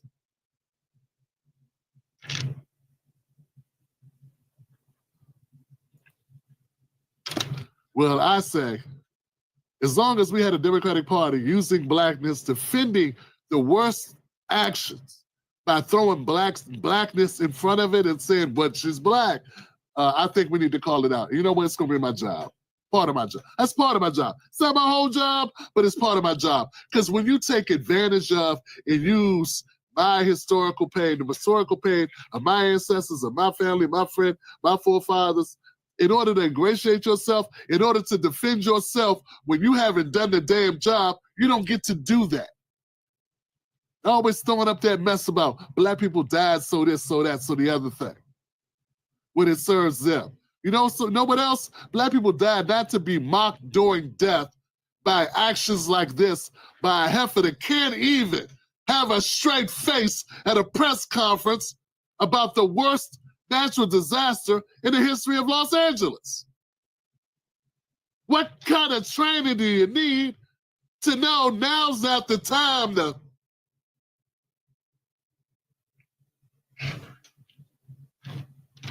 how hard is this?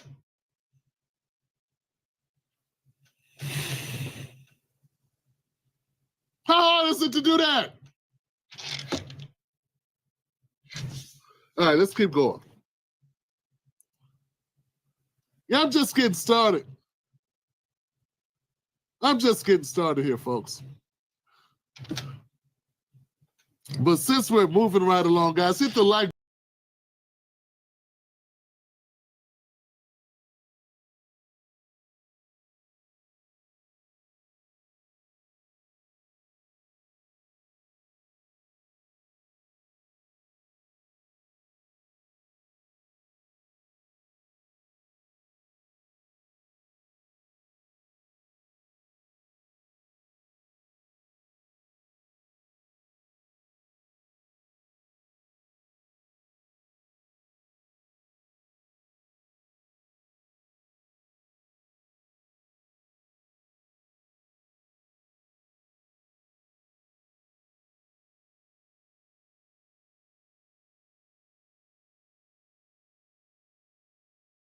Who has declined to attend President Trump's inauguration. I don't know if he's afraid to fly here, afraid that his plane may have to land somewhere where he could be arrested. But clearly, the criticism that you leveled, so soundly accepted by so many people around the world, was embraced by the president and used as an elect and used as a negotiating technique. So now if there is a deal to release Israeli hostages and to release Palestinian hostages, Joe Biden will take credit and Donald Trump will take credit.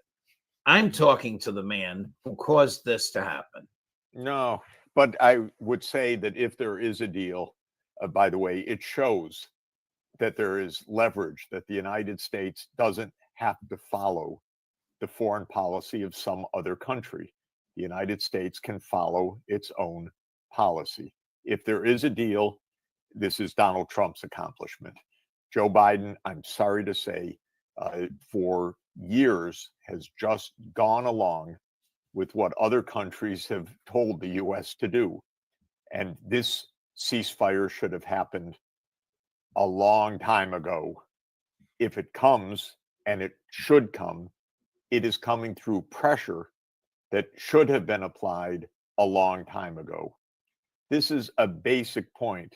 We've been discussing it not only about the war in the Middle East, but also the war in Ukraine. If you give your foreign policy, that is the United States foreign policy, to some other government to say, well, everything that we decide is going to be determined by the Ukrainians or it's going to be determined by the Israelis, believe me, we will not get what is in the interest of the United States. And by the way, we won't even get what is in the real interest of those other countries. We'll get what is in the interest, perhaps, of a few politicians in those other countries who suddenly have the US at their beck and call. But that doesn't mean that they're serving their own countries properly. And certainly a president of the United States should be saying to other governments, no, you don't determine our foreign policy. So this is what I hope is now starting to happen. It's been a long time, yes, where the U.S. has been absurdly manipulated to the U.S. disadvantage, now diplomatic isolation, endless wars, and so on. Maybe something is going to change at this point. I ask this firmly with tongue in cheek, but have you heard from Prime Minister Netanyahu or from President-elect Trump? Well, that is very much tongue in cheek. I heard from President Trump only indirectly, being on Truth Social, so that was an interesting way to hear. I did not hear from Prime Minister Netanyahu, although I did hear from one of his ministers who roundly attacked me following an interview that I had with Tucker Carlson. And I responded. I was happy to respond in the Israeli media that the things that I am saying are not even against Israel. The criticisms that I'm making are against a government that is not serving the purpose of its people and is a disservice to world peace. And that, unfortunately, has been what Netanyahu has been for a very long time. What you said was to articulate the observation, the truthful observation, that Netanyahu personally has been behind every war the United States has recently fought in the Middle East, as fruitless, useless, and destructive as they have been, and that he is a deep, dark SOB. And that is the part that Trump posted. So he was obviously sending a message to Netanyahu. I may be Israel's best friend, but you're not going to tell me how to run, unlike you do with Joe Biden, how to run American foreign policy. And for that, when did you say this? When was the talk at Cambridge? It was a while ago. It was 2024. Yeah, it was in 2024. I don't remember exactly the dates. It was a quick visit through the UK, so I had a chance to go to Oxford and to Cambridge and to meet with students there, and they were interested in foreign policy. Why are there so many wars? Why does this danger continue to escalate? And that was the context in which I spoke. But we do know a lot now from participants in the Iraq War. We do know how Netanyahu came and was a great cheerleader of this war. We do know, unfortunately, the role that the Israel lobby played in stoking that war, a war of false pretenses. We do know, unfortunately, again, of a basic political strategy that dates back to a document called Clean Break in 1996, when Netanyahu first became prime minister in Israel, with American political advisors tightly linked with the American political system. And the clean break was the break with the international process of land for peace. In other words, the idea that there would be a Palestinian state alongside Israel as determined by international law, and that peace would come in that context. And what Netanyahu came to power determined to do was to prevent a Palestinian state. This was against international law. This was a claim of territory that Israel would continue to rule over millions of Palestinian people. But his assertion was, we can do this because we will, with you, the United States, I should add, overthrow governments that support the opposition to our policies.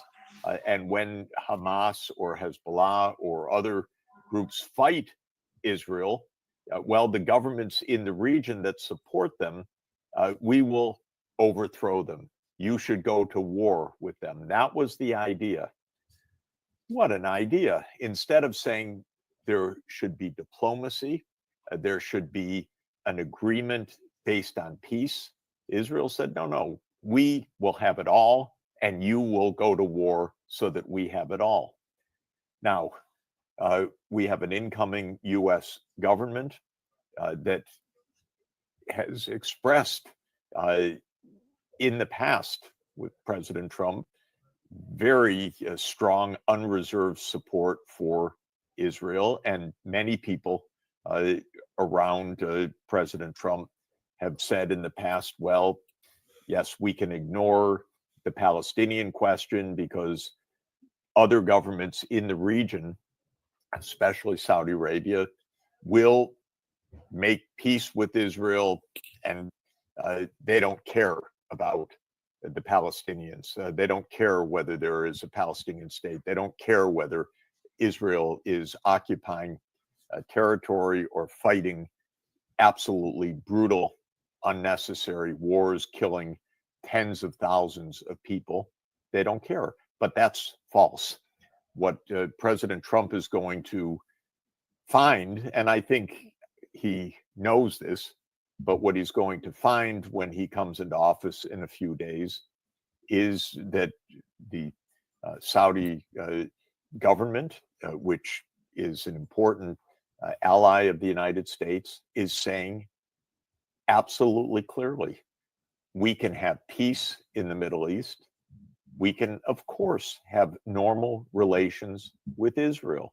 We can end this bloodshed, but it requires a state of Palestine living in peace next to the state of Israel.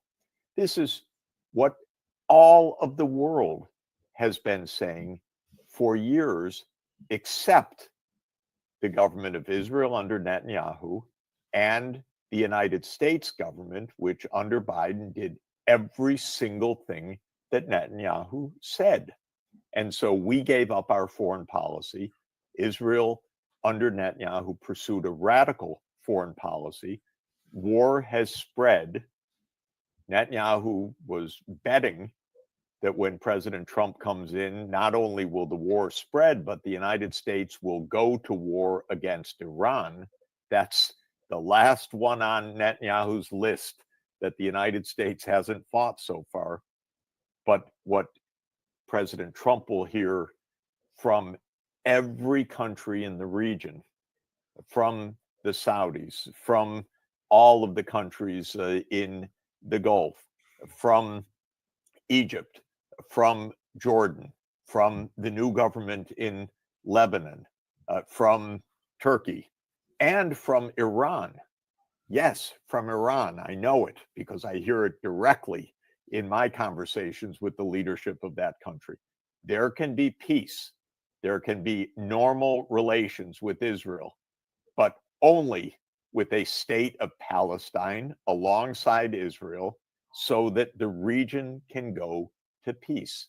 So this is what I'm really hoping, not just for a ceasefire in the next days, which would be wonderful news, but true peace in the Middle East. And I would like nothing more than a tremendous success of President Trump at the start of his administration to help guide, for the first time in decades, a real peace in the Middle East.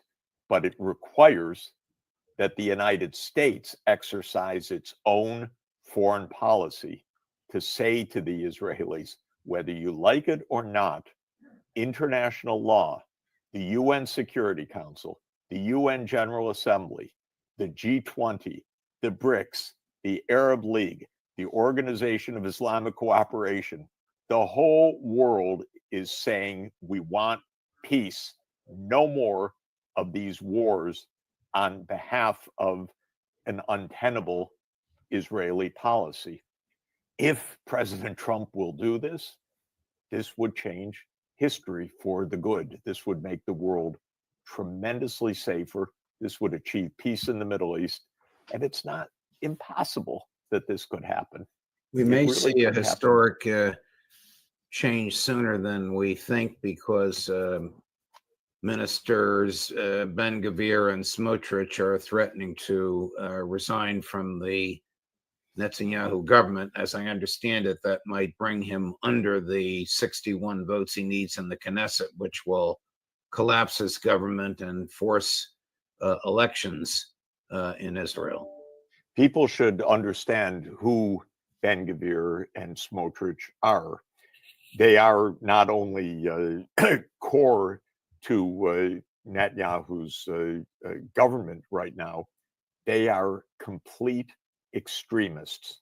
They are the ones that say, without any scruples, without any recognition of international law or any morals, as I would say it, we will control everything. All of the occupied lands, annex them, push out the Palestinians, the ones that aren't killed under the U.S. bombs that the U.S. has been giving to us under Biden, to kill tens of thousands of innocent women and children, destroy the hospitals, destroy the infrastructure of Gaza. Those are the two that have been the most extremist in the government. If they leave because they can't even accept a ceasefire, this is what we are really facing. And during the Biden administration, it was that extremism that was U.S. foreign policy until today, until even Blinken asked about this in his recent interview. He said, I can't see anything wrong with what Israel was doing, basically. They were just defending themselves. No, what they were doing was destroying a population in order to assert full illegal control over occupied territories and to prevent a state of Palestine living in peace side by side with Israel. That's what they were doing. So if these two leave, this is the breakthrough.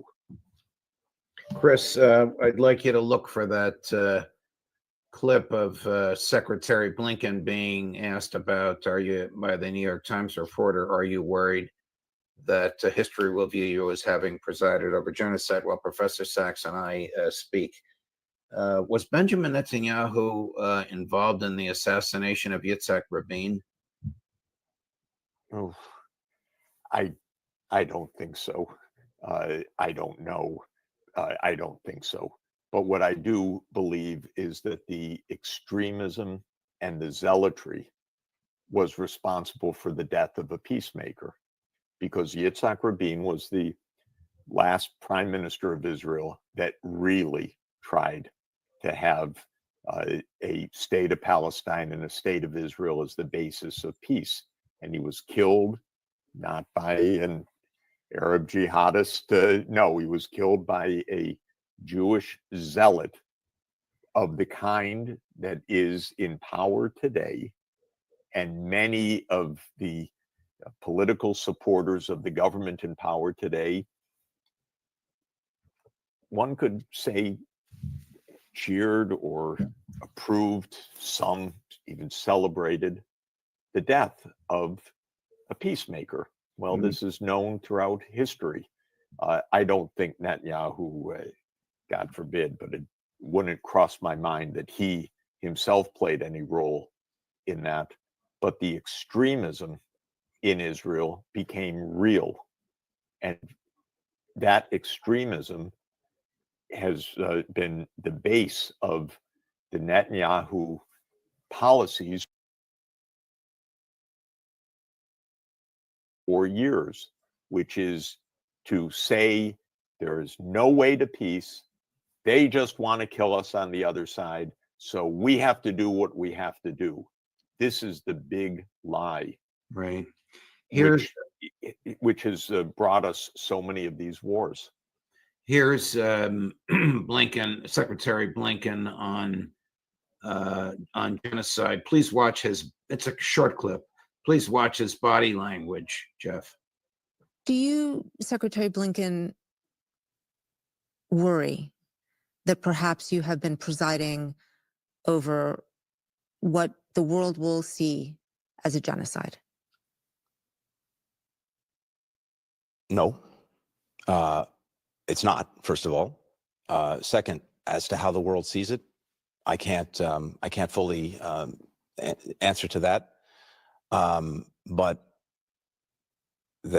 everyone has to look at the facts and draw their own conclusions from those facts. And my conclusions are clear. You're digging a hole deeper.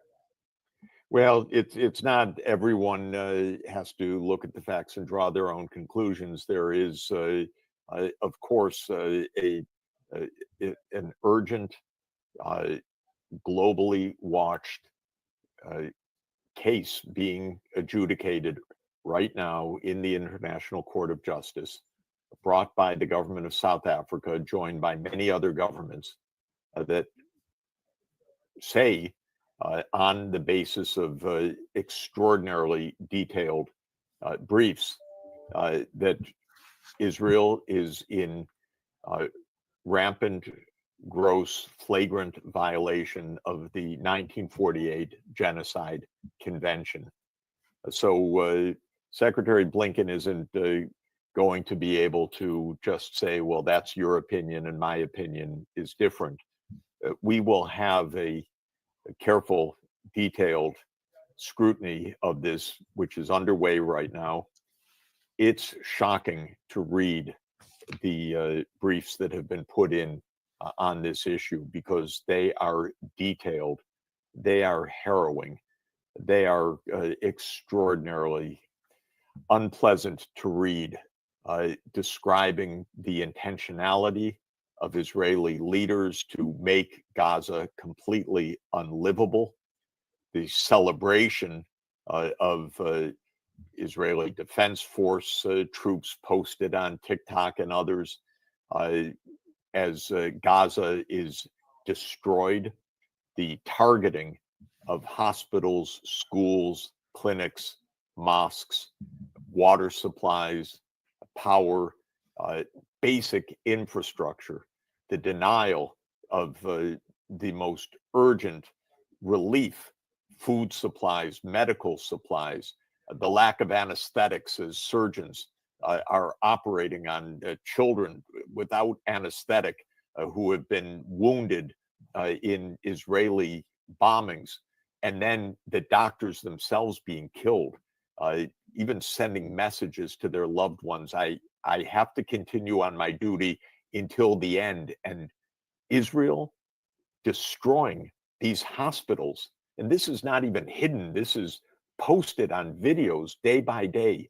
So no, Anthony Blinken, it's not true that, well, you have your opinion and someone else has some different opinion. There is evidence. This is happening before our eyes. This is recorded.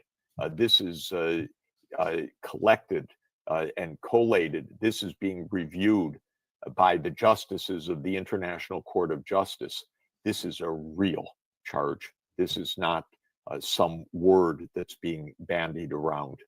This is about a violation of the 1948 Genocide Convention. I believe that the court will rule soon. If it does rule that Israel has committed acts of genocide, and it's quite possible that it will, one thing is also certain, and that is that the U.S. leadership, including Blinken, including President Biden, including Jake Sullivan, including other security leaders, have been complicit in these actions. This is what is shocking for me as an American. What Israel does, I find despicable in this context. The fact that the Biden administration, to this moment, as we just saw from Anthony Blinken, said, nope, I don't see the harm there. That, to me, as an American, is an unbelievable abnegation of responsibility. Here's what the highest ranking person to resign over this from the Blinken Department of State told 60 Minutes 2 days ago, cut number 10. Most of the bombs come from America. Most of the technology comes from America, and all of the fighter jets, all of Israel's fixed-wing fleet comes from America. There is a linkage between every single bomb that is dropped in Gaza and the US, because every single bomb that is dropped from an American-made plane. These Israeli airstrikes, you could say, are made in America. They are. True. Israel could not fight one day without the United States funding, arming, providing diplomatic cover, using its veto in the United Nations, providing intelligence. In other words, complete and total engagement in what has happened. We don't really know, and I think we will find out more, whether President Biden has even been of the state of mind to be president during this period fully. He is in responsibility. I don't know who's been making the decisions, but the decisions that have been made have been to allow Israel to do what Netanyahu has said. And while there have been murmurs of unhappiness or concern expressed by Mr. Blinken over the past months, those concerns have meant nothing in practice, because the U.S. has given a blank check. It's been Blinken who has certified that Israel is operating within international and American law, a false certification. So the complicity is very intensive. It's not a casual complicity, it's a deep complicity. Professor Sachs, thank you very much. My dear friend, you are a living example that intellectual honesty and personal courage can sometimes bend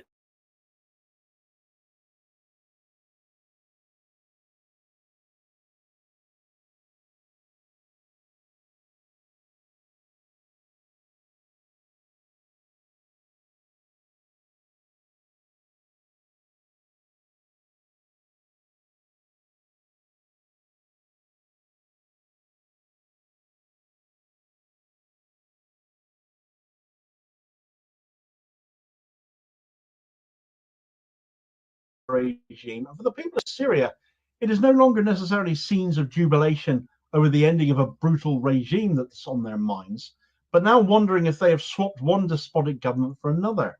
But the prevailing thinking now is not about whether or not they'll get change. Certainly the HTS-led government are different from the Assad regime in some respects, but the price they will all end up paying for the kind of change they've ended up with. It isn't just the people of Syria wondering this either. From the outside, those who supported HTS in overthrowing Assad are also now wondering if what they've got is a net gain. Grave concerns over what they are seeing HTS doing, the government they are building, and what it consists of, whether destabilizing Syria was worth the price they could end up paying. But it's a bit late for that when HTS were themselves a terrorist organization, and the guy now overseeing the change in Syria once had a $10 million bounty on his head, which is all now very conveniently swept away. All of this is the sort of stuff that should have been considered before. But as ever with Western interference in foreign lands, especially when it's the US, hindsight ends up being a wonderful thing. Right, so there are a multitude of different reasons to be concerned about what is going on in Syria at this moment in time, particularly if you're the US government. You seem to be in a bit of a flap about all of this. And all of these various whys and wherefores are rooted in interference by one faction or another, not just the US, numerous others as well, invasion by one nation on another, and given the collapse of the Assad regime was brought about largely by US design, certainly in support of Israel as well, the decision to do that and the consequences we're now seeing, well, they're panicking about it, they brought it on themselves. On one hand, and most importantly, is the impact being seen on the people of Syria, who are now rather concerned that the Al-Qaeda and Islamic State cast-offs that are Hayat Tahrir al-Sham, HTS, the new government regime in Syria by way of conquest and led by Ahmed al-Shara or al-Jalani, as he's also known.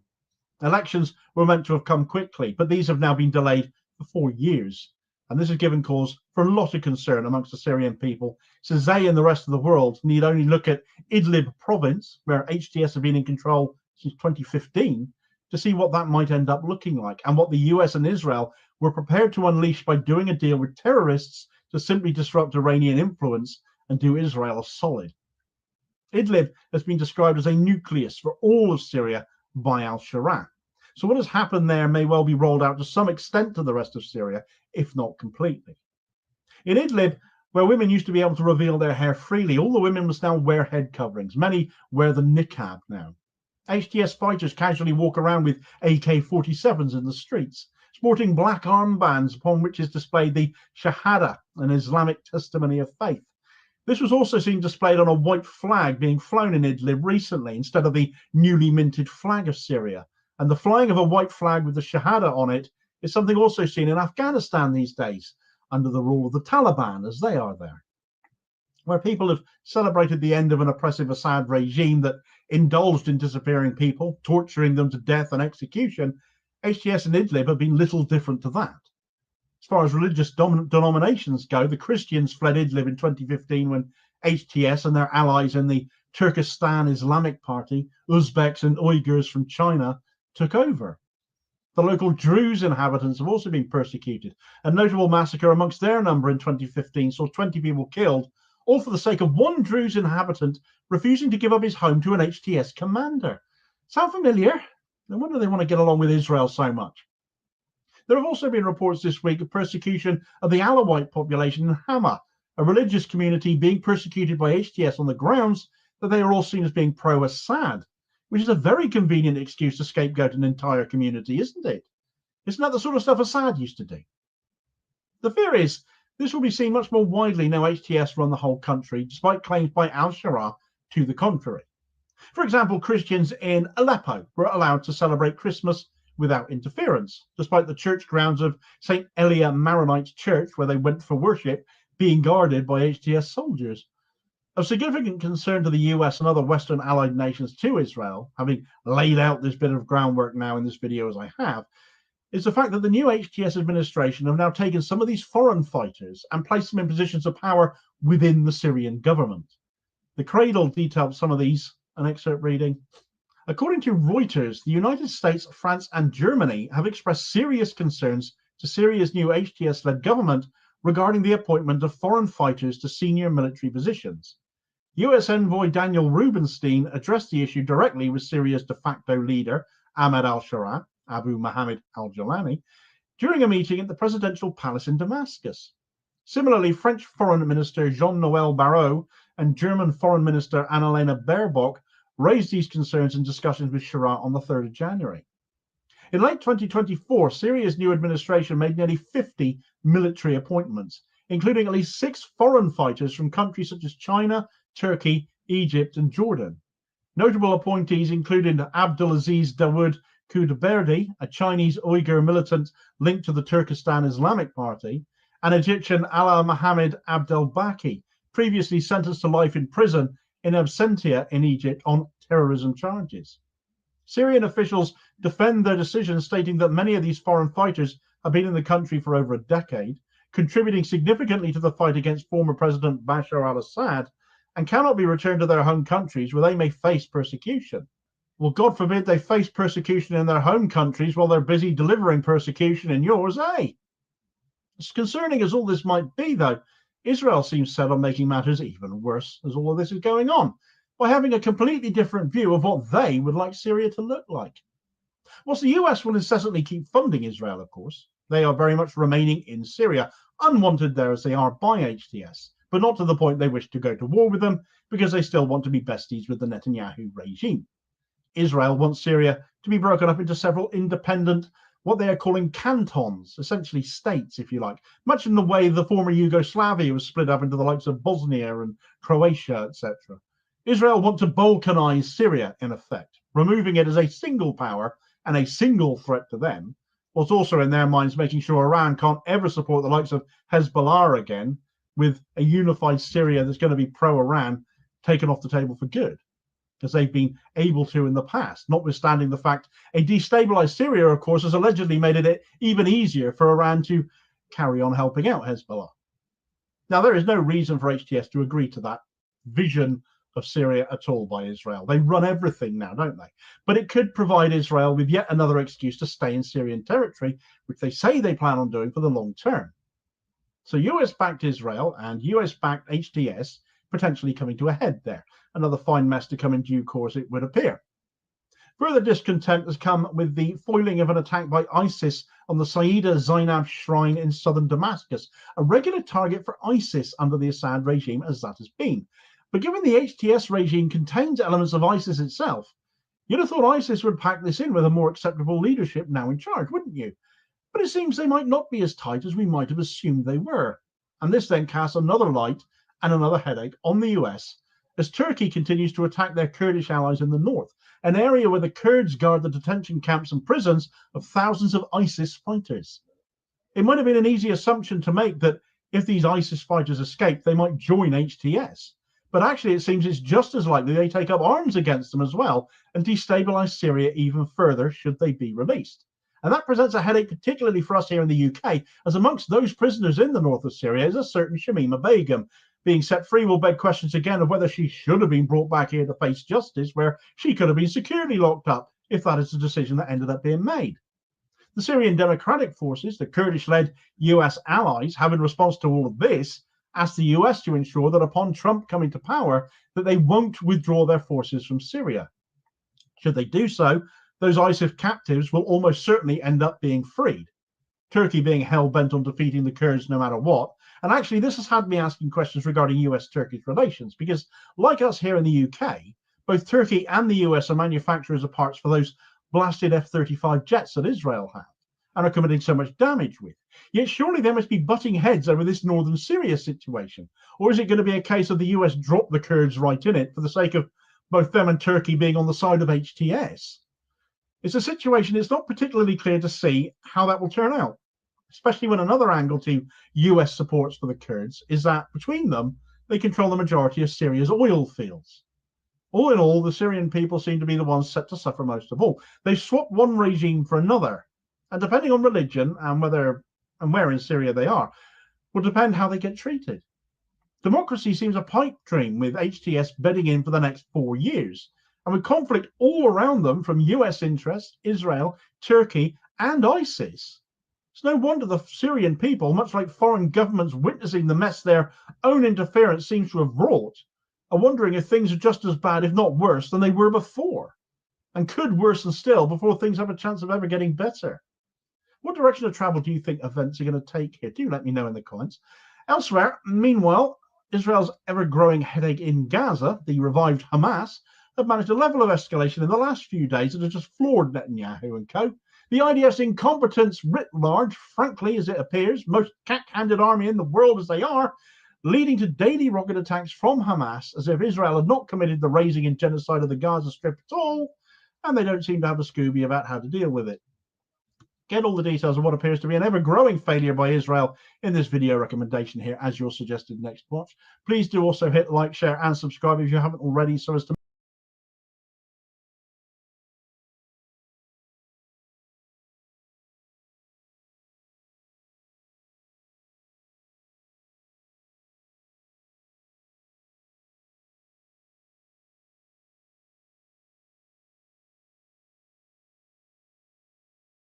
been inaugurated yet, and he's already backtracking on another campaign promise, this time about the timeline on when he plans to end the war in Ukraine. Some of you all might recall that Trump actually said that he was going to end the war in Ukraine, guaranteed, within 24 hours of the day he's inaugurated. Well, it's gone from we'll end the war in 24 hours to give us about 100 days and we might be able to get something done. And he actually said he hopes to have as long as 6 months to get a peace deal done. I would get a settlement in 24 hours, and even now I could solve that in 24 hours. Russians and Ukrainians, I want them to stop dying.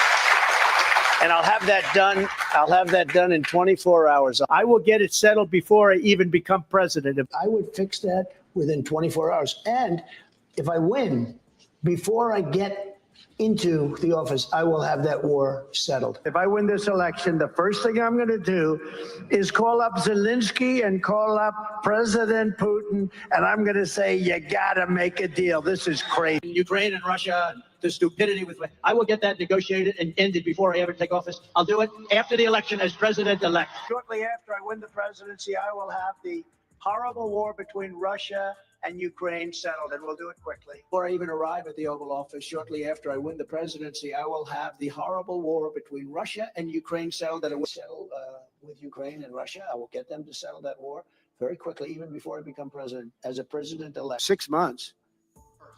No, I would think, I hope long before 6 months. And more annoying than him admitting that he's actually not going to take the necessary steps to end this war in a timely fashion like he originally promised is the logic behind why he's going to take longer. He said he needs more time to negotiate because he can't start the negotiations really until after he becomes president. And at first that might seem like it makes sense, except Trump's team is already taking credit for the impending ceasefire that might happen in Gaza, saying that they're the ones who pressured Netanyahu into accepting the peace deal. So somebody in the Trump camp is going to have to square that circle for me, please. But the truth is, we don't even know if he's actually going to do whatever he can to end the war in Ukraine, because between Trump's team, his messaging, and their messaging, we're getting conflicting stories from conflicting interests. So first, Trump says he will end the war within 24 hours of being inaugurated and will immediately cease all funding to Ukraine. Then he changes his mind and says something like 100 days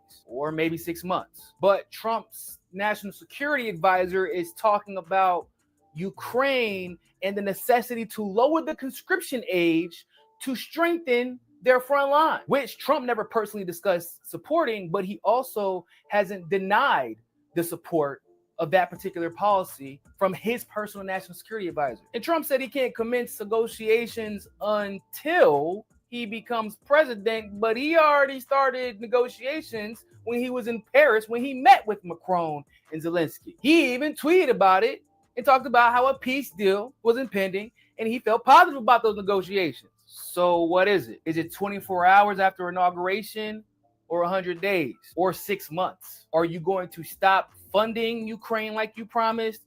Or are you going to let your national security advisor advocate for strengthening the front lines of Ukraine by conscripting 18-year-olds, which would obviously require the continued funding for the war? Does Trump and his foreign envoys actually do have negotiating power like they've shown in the recent past? Or is it all for show? We need answers, because I've seen even MAGAs now getting pissed because Trump continues to let them down, backtracking on promises that he made during his campaign, staying silent as his allies are berated and coerced into going along to get along, and letting his Congress and his Senate, full of Republicans, run amok and trample on the constitutional rights of American citizens. Trump is on the verge of losing his mandate before he's even inaugurated. And truth be told, this was the easiest campaign promise to keep. All I know is Trump better figure out something quick, because even his own base is turning on him at this point. And there's not going to be a Kamala or Biden to blame when they eventually do turn on you for breaking every single promise that you've made to them.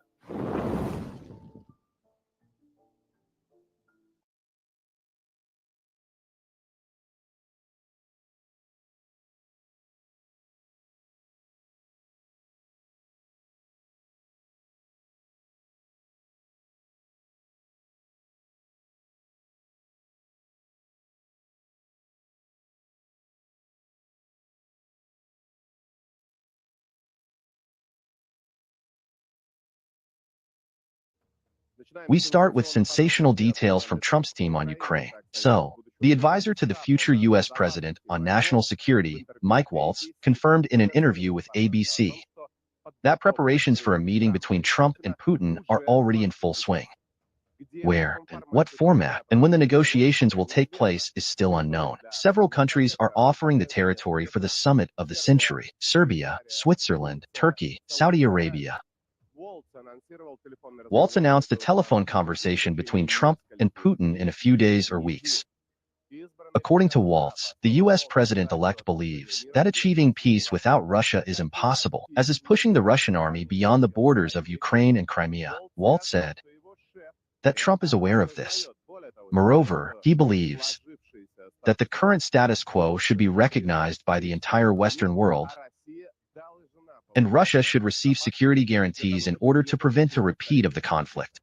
As for Zelensky, Trump does not intend to meet with him yet. Advisor Waltz clearly stated only one thing: Ukraine is obliged to stabilize the front line at any cost and start calling up 18-year-old soldiers for war. Otherwise, any agreements with Russia are impossible. Direct quote. If the Ukrainians ask the whole world to help their country, then they need them to lower the draft age from 26 to 18 and recruit hundreds of thousands of soldiers to the front. Otherwise, pumping Ukraine with weapons may pause. There is hysteria in Kiev, where today they suddenly realized that the whole plan for Kiev is the mobilization of youth. And Trump will negotiate with Putin without Ukraine's participation. In the Sumy region of Ukraine, a third section appeared where Russian troops crossed the border. The moment it is known that units of the Russian army are in the area of the settlements of Zuravka, Alexandria, and Prokody. The Washington Post writes that the Ukrainians continue to lose territory in the Kursk region. Moreover, this publication notes that when the General Staff of Ukraine gives the order to wind down the suicidal adventure, a 60,000-strong group of Russian troops will occupy a significant part of the border Sumy region. Over the past 24 hours alone, the enemy's losses in the Kursk border region amounted to more than 350 militants, 30 units of engineering equipment, and 8 tanks. In Donbass, the Russian army is developing its success in the Kurakovsky direction. To the southwest of the Russian city, the settlement of Yantarnoy came under the control of the center group of troops. There are also reports that most of Chasov Yar and Toretsk are already under the control of the Russian army. There is also progress in the Pokrovsk direction. According to the British Financial Times, instead of taking Pokrovsk, Russian troops may head for the Dnipropetrovsk region, which the Ukrainians are unlikely to be ready to defend. Ukraine is preparing for urban battles in Pokrovsk, a key logistics transport hub for the part of the Donetsk region that remains under control. But Russian troops advancing from the south are now heading west from Pokrovsk and are 7 kilometers from the highway leading to the Dnipropetrovsk region.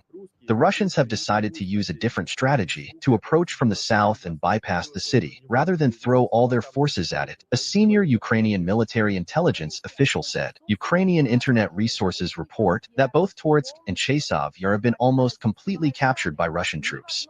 In neither settlement do the Ukrainians control even a single microdistrict. Qatari television company Al Jazeera advises Ukraine to prepare for the surrender of Kupiansk. Residents evacuated to Kharkov demand that the Kiev authorities agree to negotiations. France Info Agency calls the Russian army's advancement steady. Stunned by losses, Ukrainian forces are unable to stop the active, multi-month offensive of the Russians. Kiev troops are also shocked by the standards of NATO military training. According to the Ukrainian Pravda publication, military units trained by the alliance only receive Western equipment but have no experience, and therefore they suffer huge losses. The U.S. Treasury has introduced the toughest sanctions in recent years against the Russian energy sector. The companies Surgutneftgaz, Gazprom Neft, 180 tankers, bulk carriers and gas carriers of the so-called shadow fleet of Russia, 2 insurance companies, half of the Ministry of Energy and 3 dozen other heads of the Russian energy sector have been directly banned.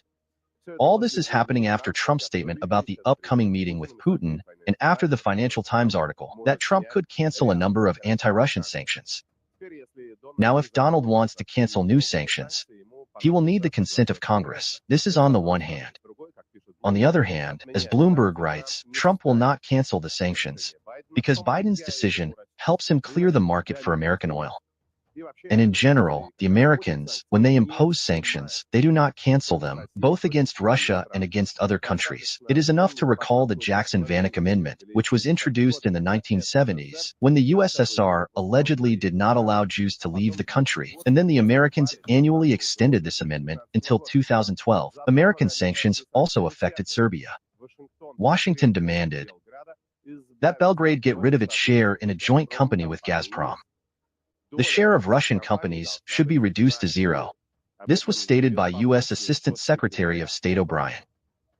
According to him, Russia is taking more money out of Serbia than it can spend in Ukraine, and the United States wants to cut off this flow of money. Hungarian Foreign Minister Peter Szijjártó said that the United States is killing the remnants of the European Union economy with its sanctions. According to Peter Szijjártó, without cheap energy resources from Russia, Europe will collapse. In fact, this is what Washington is trying to achieve. in the coming days and weeks, we will be holding close consultations with our regional partners because we are facing a very serious risk of rising prices. The sanctions that the outgoing U.S. administration is currently introducing in the energy sector could lead to a serious increase in fuel prices in Central Europe. You said that gasoline prices would go down, and now you have decided to impose sanctions against Russia. Aren't you worried that gasoline prices will creep up? Why did you decide to impose these sanctions now and not earlier? The sanctions were imposed now because they will have a profound effect on the growth of the Russian economy and make it harder for Putin to wage war. Gas prices may go up 304 cents a gallon, but that will affect the way Russia behaves and the way it wages war. Are the President and the White House worried that these sanctions will lead to higher gas prices for consumers? We expect the energy market to be oversupplied this year, and we have enough capacity outside of OPEC Plus to increase production if necessary. As for the price of gasoline, we believe it will remain the same and continue to decline thanks to the actions of the President. We know very well that rising fuel prices not only have a negative impact on countries, making people's lives unbearable, difficult, and increasing their costs, but they also have a negative impact on overall economic performance, and we want to avoid that. And it is very good that there are only a few days left before the US has a president who will view Hungary not as an enemy, but as a friend. I must say to everyone who has not yet understood that all these economic sanctions have absolutely nothing to do with the war in Ukraine, and they have no effect on it. I will make it clear once again that sanctions have nothing to do with morality, they have nothing to do with human rights, they have nothing to do with the love of peace. This is simply an economic stimulus program for the US economy. It is a killer program for German and European companies. We need to say this very clearly.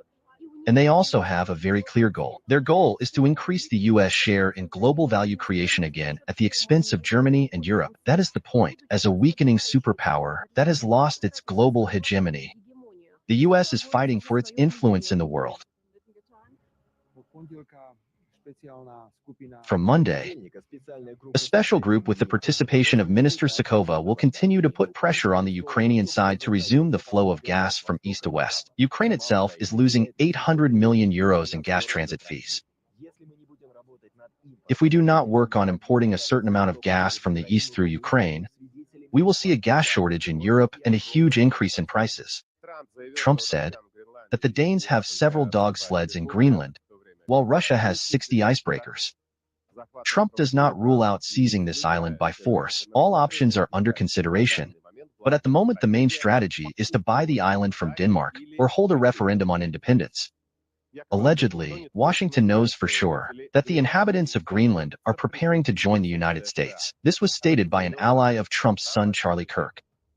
According to him, local residents told him that Denmark treats them badly. It does not allow residents to extract their own natural resources. The conclusion is simple. It's time for them to leave Denmark. The Prime Minister of Greenland during a trip to Copenhagen said that he is ready to meet with Trump and listen to his proposal. U.S. Senator Ted Cruz confirmed that the acquisition of Greenland for the United States is a priority. Future U.S. Vice President J.D. Vance believes that Denmark is not managing Greenland, which means it is time for Denmark to give this island to the United States. They say that the key to the Arctic should be in the hands of the United States, and it is better for Greenland to be part of America. The reason is clear. Greenland has 25% of the world's rare earth metals. Currently, European factories receive 98% of rare earth metals from China, and American factories receive 80% of metals. This is the production of lithium batteries for smartphones, electric cars, and other equipment. The Arctic Ocean shelf holds a quarter of all hydrocarbon reserves in the world. This is 90 billion barrels of oil, 48 trillion cubic meters of natural gas, 44 billion barrels of gas condenser. The transition of Greenland under the control of the United States will automatically make America a key player in the Arctic. An unexpected statement. Danish MP Karsten said that in the conditions of extreme escalation from the United States, Denmark will have to take extreme measures and turn to Putin so that Russia does not allow Greenland to become part of America.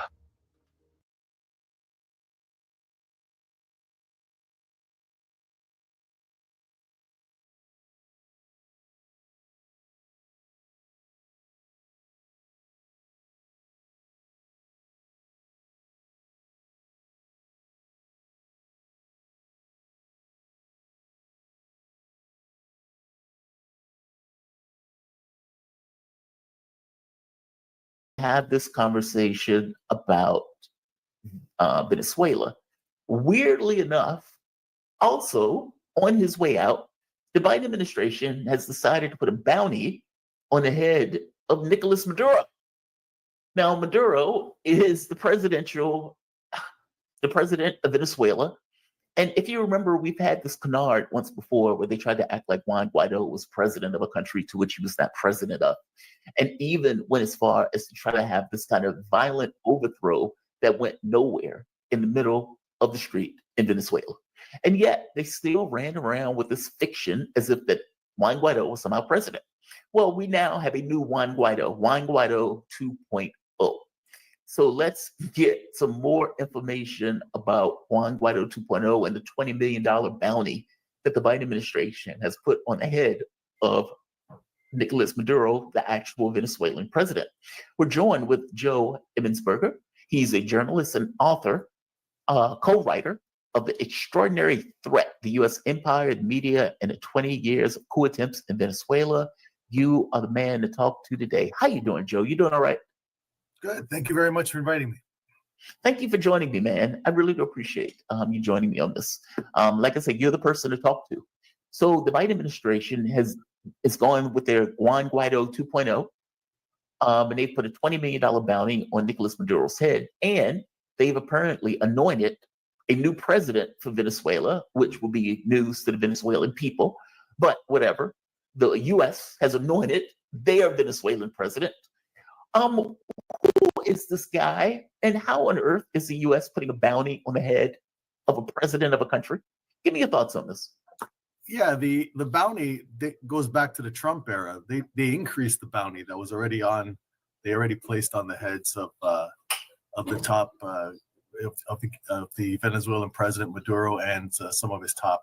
Just outrageous. So it's continuity. You know, Mike Pompeo made this joke. You know, when they were trying to steal the 2020 election for Trump, Mike Pompeo made this joke that there's going to be a smooth transition to a second Trump term. Well, he turned out he wasn't wrong, because Biden was the smooth transition.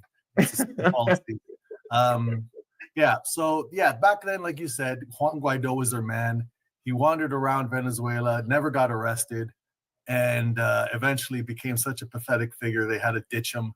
And now they have arguably an even more pathetic figure. Edmundo Gonzalez was a very relatively unknown diplomat, longtime diplomat, Venezuelan diplomat. He was stationed in El Salvador during the worst atrocities of the 1980s. He was the government's, Venezuelan government's man in El Salvador, apparently supportive of the fascists who were just running amok in El Salvador at that time. So, but he only became a presidential candidate because Maria Corina Machado, she's considered the most important leader right now of the Venezuelan opposition. Justin and I talk about her a fair amount in our book, because her efforts to overthrow the Venezuelan government go all the way back to 2002. Very obvious efforts, yeah. So, but she was not allowed to run because of all her sedition. Obviously, she's not granted political rights. She should be in jail by rights, but the government is careful, as they were with Guaido. Guaido deserved to be in jail. Absolutely. He's an agent of a foreign power, strangling your country economically, which is murderous, and trying to overthrow your government. He should have been in jail many times over, but because you're dealing with an agent of the world's most powerful country, you have to be careful. Right. So what they did was they made arrests of people around him, but left him alone and basically let him burn himself out. And they've taken the same approach with Machado. They've arrested people close to her, certain very selective about who they arrest, but kind of a lot of times the biggest blowhards, the biggest noisemakers, they've chosen the approach they've taken successfully thus far is to basically leave them alone, monitor them, survey them, but not actually arrest them.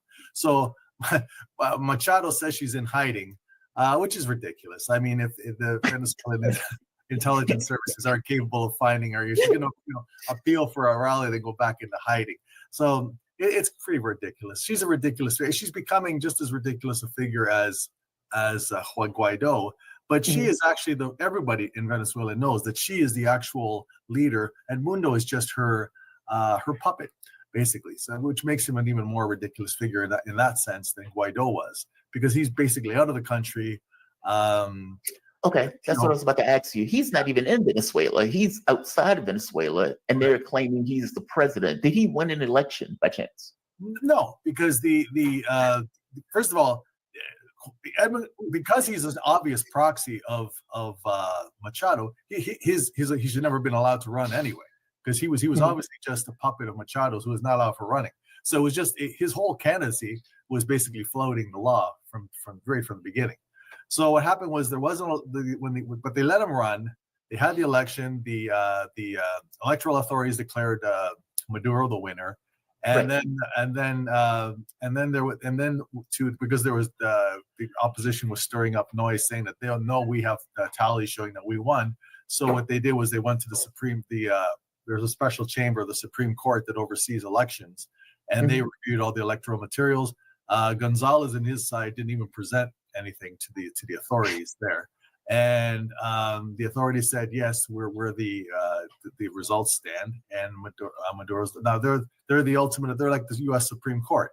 If the U.S. has an election and it's disputed, you go to the Supreme Court. If the Supreme Court decides, you may not like what the Supreme Court decides, but you don't therefore go to Venezuela and say, okay, choose our president for us. Right. It's like we had the election, Nicolas Maduro wins.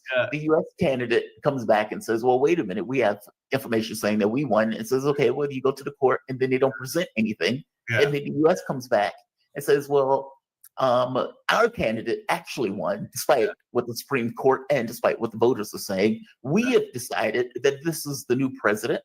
And the person who that person is representing is in hiding, quote unquote, in Venezuela. So the guy that the U.S. is saying won hasn't gotten any votes, correct? Well, he got votes, but he didn't win according to the. He didn't win. No, okay, so no, but it's the person who is the real opposition is in Venezuela. Machado got no votes because she couldn't run. Same with Guaido. Guaido never ran for president. His case was a little different. Guaido was he was in the National Assembly. He was appointed by the opposition forces who had control at that time. He was appointed the president of the National Assembly, and so they used the constitutional argument to claim that he's the interim president. It had no validity whatsoever. But in this case, this person ran and just lost. The person who ran wasn't even the main power center for the opposition. That person is in He was just a puppet candidate floating the law, which barred Machado. He ran, which was already floating the law. They let him get away with it. But again, the Venezuelan government, they're up against the most powerful country in the world, the country that's sponsoring a Holocaust in Gaza. This is a country with no scruples. The elite in Washington are so Nazified. They have no scruples whatsoever.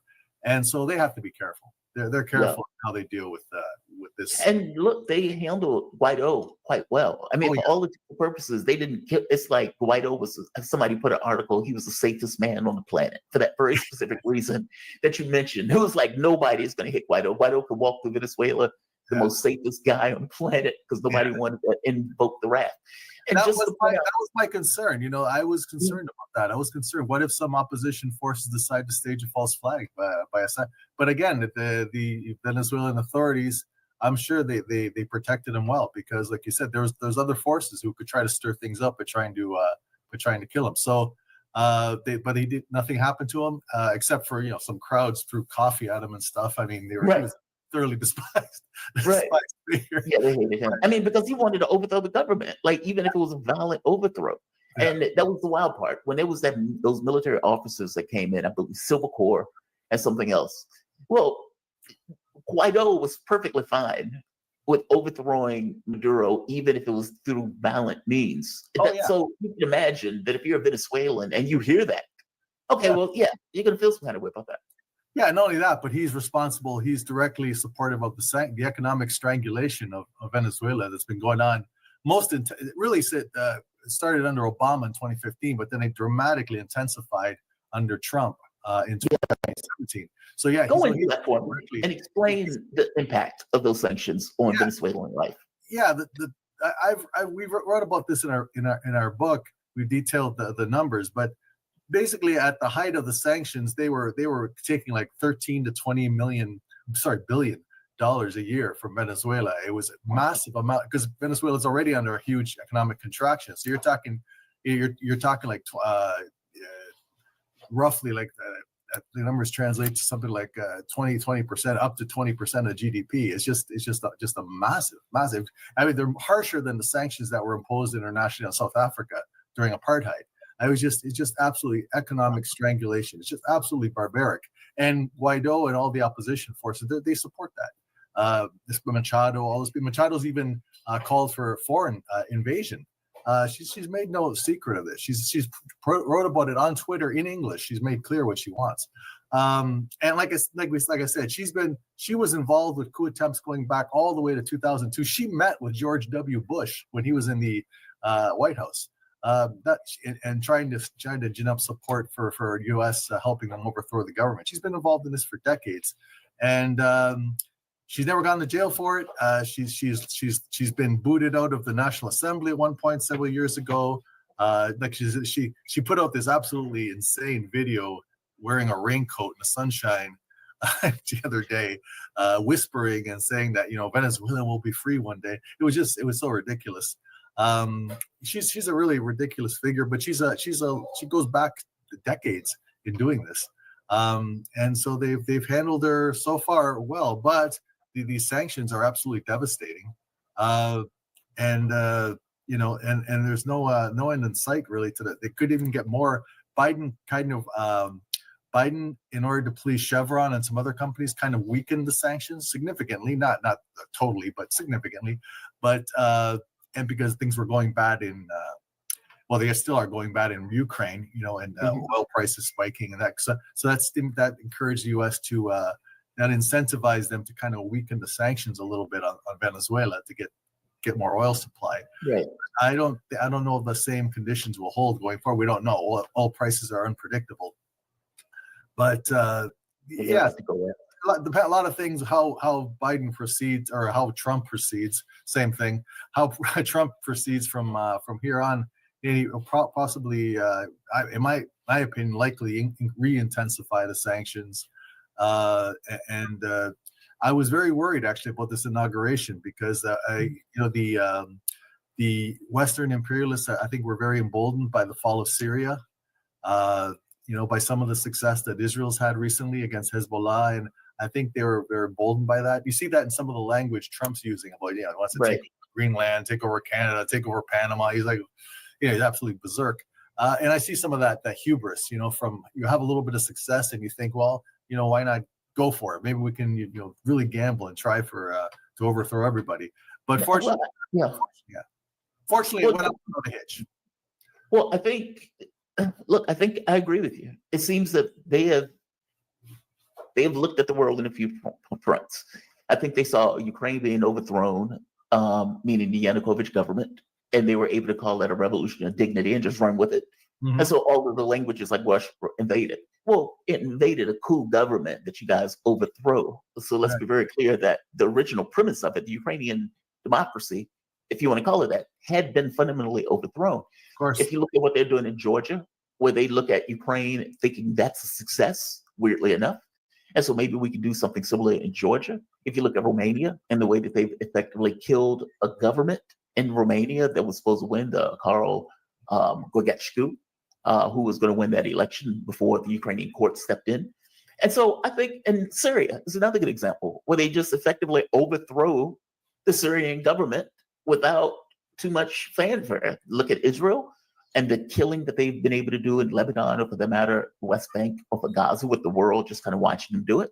And so if you're Trump and you come in and you look at, you're effectively being your vassal, and be clearly being your vassal, the amount of money that they're giving to NATO, the amount of money that they're given from the standpoint of energy that they've been, as opposed to getting cheap Russian gas, paying all this money for US gas. If you're Trump and you're thinking to yourself, so I'm not a big fan of NATO, but we need to ensure American hegemony in the region. And so I want an American sphere of influence. So, hey, Greenland, I know you may belong to Denmark, but maybe you shouldn't belong to Denmark. What are they going to do about it? Right. And the answer is nothing. Yeah, that's the rub, right? Like, they've allowed themselves to be so vassalized. And I know that's not a word, but I'm going to use it as such. Yeah, They've allowed themselves to get into that spot that now you're so weak that Trump can just, hey, maybe we should take Greenland. Yeah. It's just astonishing. I've never seen anything like it, especially not openly said it in those terms. Yeah, overthrowing governments, I get that, but we're just openly talking about taking it. Even Canada, hey, maybe we should annex Canada. Think about it, just astonishing stuff. Yeah, what's funny about the Canada thing is that Trump's rhetoric is, Canada, you'd better spend more on your military or else we'll take you over. But why would that doesn't even make sense in a way, because if a country is spending on its own military, you think that increases their defenses, right, against the U.S.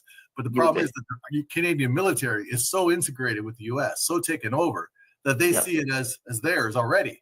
So, I think the logic there, I think a lot of the logic between Trump always wanting to shake down the Europeans and the Canadians for increased military spending. I think what he wants to do is undermine the fact that in Canada we have and in Europe we have a far more protected population in terms of much more unionization, universal health care, things like that.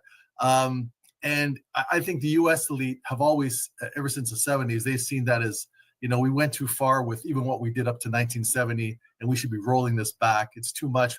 I think as the leader of the empire, they're more than their vassals in Europe and Canada. They want their population to be frightened and insecure. And I think that what Trump is pushing for is for the Canadians and the Europeans to, through military expenditures, to crowd out the spending that would go towards a better social system and kind of make them more in the image of the U.S. That's what I think. I think that's what I think drives it, because there is a huge difference. I wrote about this in my recent struggles with my health. Huge difference still between Canada and the United States. Radical difference. Why should Canada have a much better social system than the U.S.? We're the junior partner. You're the most powerful country in the world. You should have the social system that blows ours out of the water. You know what I mean? But it's not. It is the opposite. Yeah. But I really see. I think it has more. I don't think the U.S. cares all that much about the Canadian healthcare system. I think what we care about is what Trump is saying is spheres of influence. Whereas he's looking at Europe or he's looking at the US and he's thinking to himself, China is 3 to 4 times the size of the United States, meaning China has we have 300 million people. China is like 1.2, 1.3 billion people. They're 3 or 4 times our size. And you think about what is that in an industrial capacity? Okay, well, China can literally arm the world and supply everything that the world needs if it really put its mind to it. It has that many people with that many resources. And then you look at Russia and you say, oh my God, this is a military power that is extraordinarily dominant. They're a 1 million-man military right now. And they are working hand in hand with China in a military and industrial capacity. Okay, what does that look like from a standpoint of the US being able to project power across the globe? Okay, well, it's clearly not what it was in 2000s, and it's even less so what it was in the 90s. I think he's insecure. I think he's looking at a world that has fundamentally changed, where America doesn't have the capability of projecting power in the way that it did. And it's looking at, if we can get Canada and Greenland, we can get back to that good old America and projecting the power with the resources that they provide. I think those things go together. Wanting to bring, I see what you're saying. Wanting to bring the Europeans and the Canadians as more willing soldiers. I don't think they care about Europe. I think they care about Canada in order to have this sphere of influence for America. Oh, sure, but they want. I think they need boots. I think they realize that they need, fundamentally, they need manpower. They need weapons. because in Ukraine, I think it showed them that they're basically getting defeated in Yes. Ukraine. And it's because you can print money, but you can't print bullets. You can't print That's soldiers, right. That's right. So you actually need resources, real resources, not just financial assets, right? So I think they realize there's a gap there that they're going to have to try to fill somehow. Yeah. What do you think is going to happen with the Maduro thing? I mean, like. Well, I'm like I said, I'm very relieved. I'm relieved that like I said, because of all the reasons we talked about, I'm relieved that the inauguration went off without a hitch. Right. So in a way, I'm confident. I'm confident that, I don't be overconfident. Sometimes you can be confident right before something horrible happens, but it seems like the military is thoroughly behind Maduro, and the United States has not been able to crack that at all. And their intelligence services are very efficient. They're very, very competent. And, but on the other hand, they have a key ally in Cuba that's going through an extremely tough time economically because of sanctions. And so there's so many things at play. It depends on a lot depends on what happens in the Mideast. Because when the United States is distracted, or the United States has regime change. I can't even keep track of all the destabilization efforts they have all over the world. We can't even keep track of them all because we have so many resources with our allies to undermine countries all over the world. But there are priorities, and if the United States is occupied in the Mideast, or that could possibly open up some room for Venezuela.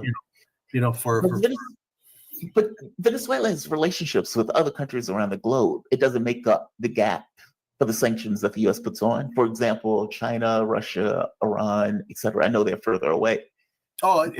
It's a huge help, but you have to think that for 70 years before Chavismo, they built up a system where the Venezuela was so reliant on the U.S. Right? So to undo 70 years worth of that relationship, that's not easy, right? They are making steps, and also I think there's a fundamental issue here too. Is that I think overall China and Russia, they invaded Ukraine, they got involved in Syria. Although in Syria they got involved halfway. They still let Israel bomb the crap out of Syria even while they were involved in Syria. So. But overall, I think China, especially, I think they've been conservative and cautious in dealing with, and I would venture to say too cautious, because the United States is very willing to take risks, very willing to gamble, and I think that China and even Russia to a point have engaged in what people call strategic patience, just patiently build it, but. I don't know if that's going to work long term. I worry. I hope it does, but I worry about that. I worry that something more aggressive is required, and that includes maybe more. China has made moves to help Cuba recently that are very encouraging to fix its energy grid. So that's encouraging. But I wish they would do more. Frankly. Well, the sanctions that Joe Biden has just passed is going directly at BRICS nations. So they're going to have to do something, right? The reality of it is going after the quote unquote shadow fleet, as they call it, which is nonsense name. But to go after directly to hit the energy that is being transported over land, by tankers and everything else. Well, if you're going directly after the ships and you're going directly after the market, and that market is going towards China and it's going towards India, then it seems like you're going directly after the BRICS countries on this. Sure. So it seems like they would have to do something, considering these sanctions are directly aimed at China and at India. If you're going to have to. But India is close to Israel. Even Brazil, a country that's left of center. Lula is not the equivalent of Bolsonaro. I don't mean to equate them, but he's played a horrible role since the election. Saying horrible things about Venezuela, disparaging its democratic process, and of course blocking its entry into BRICS. I'm curious as to why, though. Why is he so hostile towards Venezuela? Well, he was in jail for a year. He was in jail for a year. He's got the right wing breathing down his neck. He's lucky he didn't get bumped off in jail. What the leaders are up against in in Latin America is no joke. You know, there's a whole history to show what can happen to people who are disobedient, right? You know, in case of Petro too, he's played kind of he said some terrible things too, and although he's again not the equivalent of the right wing leaders they've had. I mean, not at all, but still they have like 7 military bases in Colombia, and again a right wing movement that's very vicious and breathing down his neck too. So those are real concerns. You know, yeah, they're aware. Wow, Joe, man, thank you for this. I didn't have the opportunity to talk to you for a while, but when I saw the Venezuela thing, you popped up, and I was like, oh, yeah, it was like, let me see if I can grab him.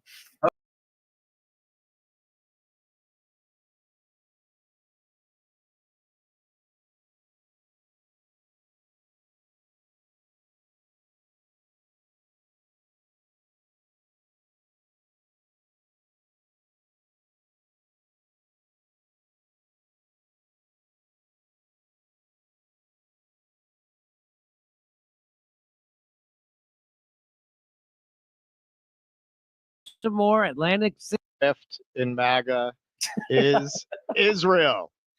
All right, so here's Thomas Massey. You've probably seen this clip. Yeah, talking about AIPAC handlers. Buddy, but me has an AIPAC person. What's that mean, an AIPAC person? It's like your babysitter, your AIPAC babysitter, who is always talking to you for AIPAC. They're probably a constituent in your district, but they are firmly embedded in AIPAC. And every member has something like this? That's how it works on the Republican side. And when they come to DC, you go have lunch with them. And they've got your cell number, and you have conversations with them. That's absolutely crazy. I've had 4 members of Congress say, I'll talk to my AIPAC person. And it's literally what we call them, my AIPAC guy. I'll talk to my AIPAC guy and see if I can get him to dial those ads back. Why have I never heard this before? Why would they want to tell their constituents that they've basically got a buddy system with somebody who's representing a foreign country? It doesn't benefit the congressman for people to know that, so they're not going to tell you that. All right. And here's Donald Trump talking about what he did for the Adelsons. Hang on. He had to sometimes tell him, calm down. You just had a big victory. Let's celebrate. No, we have to immediately start. Let's see if we can do Golan Heights. How about Golan Heights? They've been trying to get it for 72 years. I got it done in about 15 minutes, okay?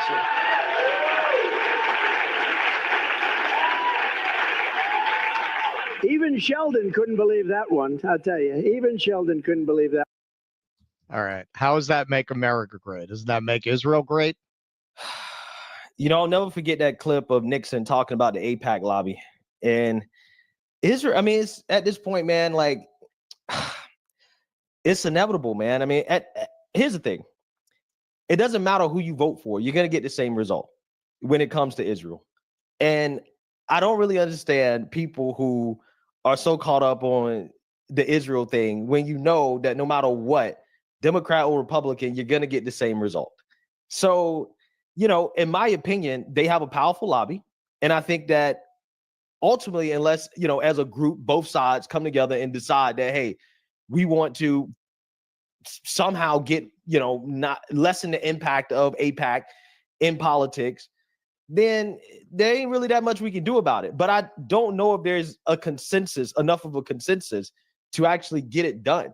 I think everybody knows it, but I think I don't think enough people really agree to come together to do something about the influence of AIPAC and the Israel lobby in politics. But I think regardless, you're going to get the same result. So do you wish we could get a different one? I mean, what are your views on it? My views on Israel, I'm a realist when it comes to kind of foreign policy and stuff like that. So I personally think that no matter what happens, eventually Israel's just going to take all the land. And it's not about if, it's about when and how. You know, are the Palestinians gonna leave, or is Israel going to take out enough of them to eventually take the whole Gaza Strip? That's what the question is about. It's not about if, it's about when. And I just don't think that they can live together peacefully. So at this point, it's really about, do we want to co-sign that happening? And for me personally, I don't think it's worth risking a war with Iran in order to support it. But at the same time, I'm not convinced that Iran actually is going to go out of their way to stop that from happening. But who knows? Today, there was just announcement that Hamas was willing to hand over the hostages after Trump basically was threatening to essentially blow the whole place up if they don't do it. So who knows? Maybe there will be some type of ceasefire, something like that, when Trump comes into office. I don't know, but I just think that ultimately, like, no matter what, like, somebody's like, Israel's gonna take the land. I think people just got to accept it. Well, this seems like an area where a lot of the MAGA base, I was at Rescue the Republic this year. I was speaking at Rage Against the War Machine the day before. There were a lot of MAGA people there. It was basically a MAGA event. Most of them do not support Israel. This is something that you see in the leadership, that you see in certain elements of the podcaster class, not even all of them. You saw Candace Owens had that big falling out with the Daily Wire over that. It's something where the left and the MAGA base should be coming together to try to put a stop to it. You were saying before, MAGA will have these debates, right? And I agree with you. When you're talking about the libs, not the left, when you're talking about the MSNBC people, man, you could show them pictures of Hillary Clinton with a baby on a pizza box. They would say it's a daycare center. It would not matter what you showed them. But that's not the actual left. And MAGA will actually fight with their leadership. So why don't they fight with their leadership about this? Because from what I can see, most of the MAGA base hates it. Well, they tolerate it like what you're describing, but they don't like it. I think you could throw me in that camp of I tolerate it because I just think that they're a more powerful country, more powerful group of people, and they got the backing of the United States, and they're going to do what they want to do anyway. So it is what it is.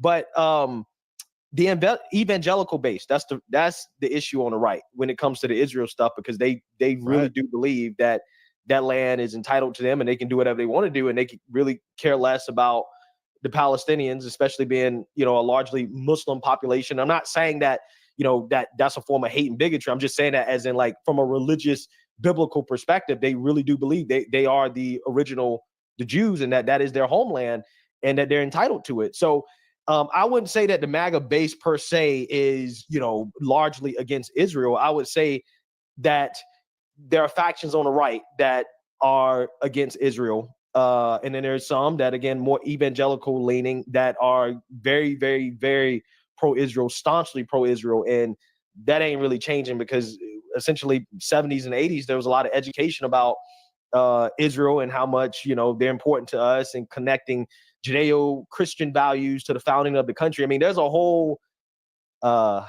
I don't want to call it mythology that's connected back to the founding of the country and connecting Judaism and Christianity as if we're the same when we're really not. But this is what they've done. Like, this is a whole conservative thing. So it's a hard thing to push back against, because I think so many people are just kind of set in their ways when it comes to this issue.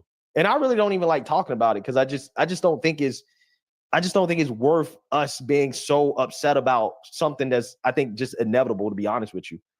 Well, when you talk about the expansion of Greater Israel, you're not even just talking about Gaza. You're talking about now, Syria, obviously, Lebanon, and then Gaza is its own horror.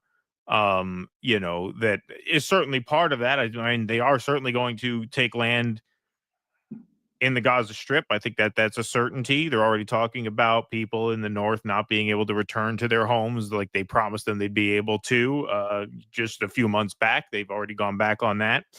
But obviously, we agree that no matter who you vote for, the policy is going to be the same. We did not support Joe Biden when it was Biden. We didn't support Kamala when, she became the nominee for exactly that reason.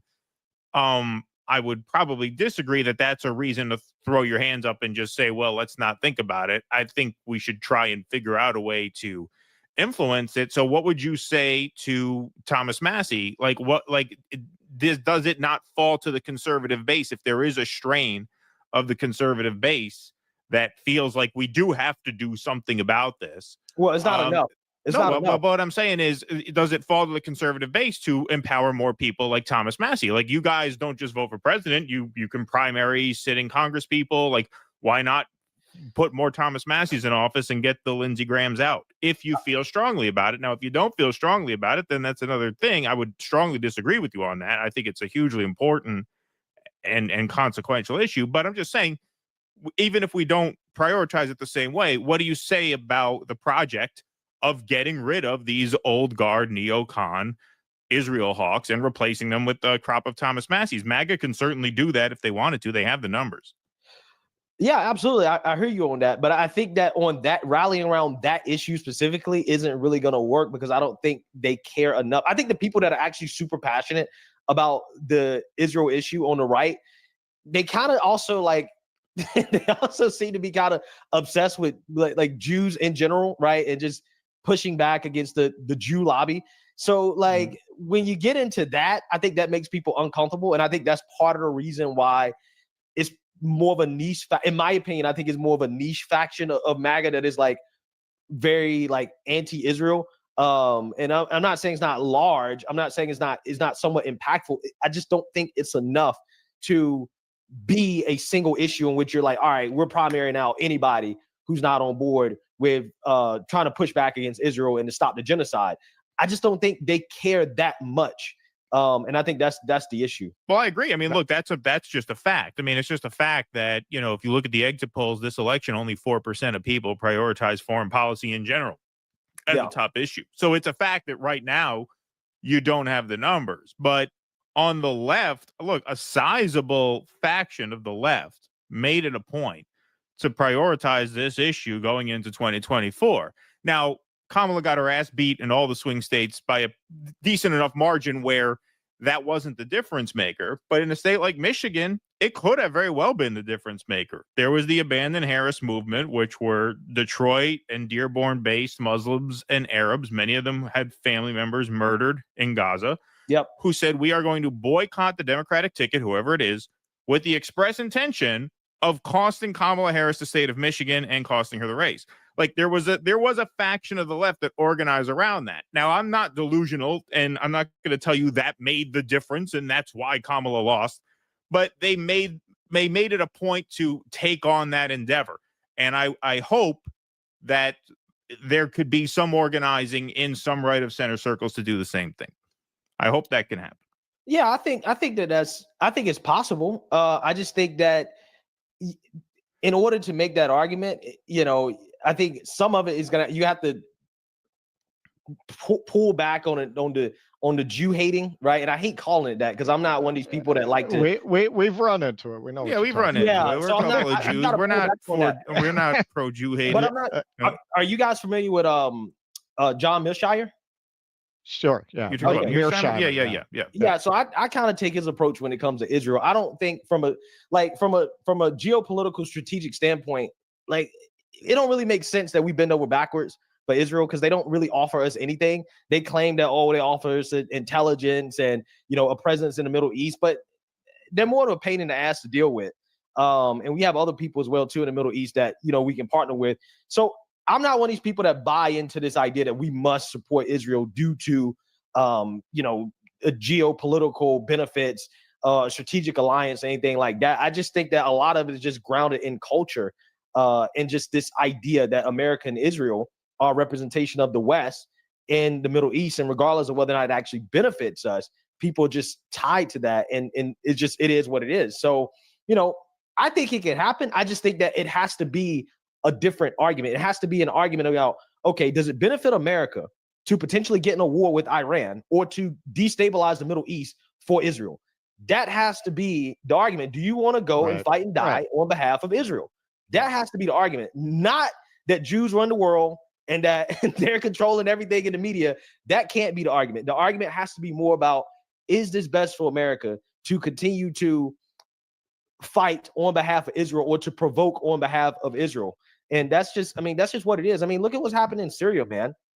With Bashir al-Assad leaving, that's a vacuum. I mean, that's a disaster waiting to happen. That's another Afghanistan. That's another Iraq waiting to happen.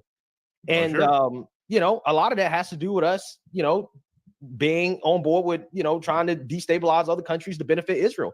And ultimately, like you said, they're trying to, take more of the land and have more control and stuff like that. So, again, you have to make real solid geopolitical arguments for why is it that it's not in America's best interest to support everything they do, rather than grounding the arguments based off of the identity of this cabal of Jews that are controlling the world, because you're just never going to get people at a mass scale on board with that. That's what I'm saying. Well, look, we're two Jews who are very critical of Israel, and we've certainly run into what you're talking about. I'm not going to deny that it's there. But what I would also just ask you, and I mean this very, very seriously, because you started this interview off talking about how your sort of social conservatism and family values oriented, cultural views led you into conservative politics. Candace Owens has spoken about this very, very well, I think. She's a Christian, conservative, family-oriented person. I'm a husband and a dad. And it is on that level that this Gaza genocide is really just devastating to me. It really offends my sense of family values.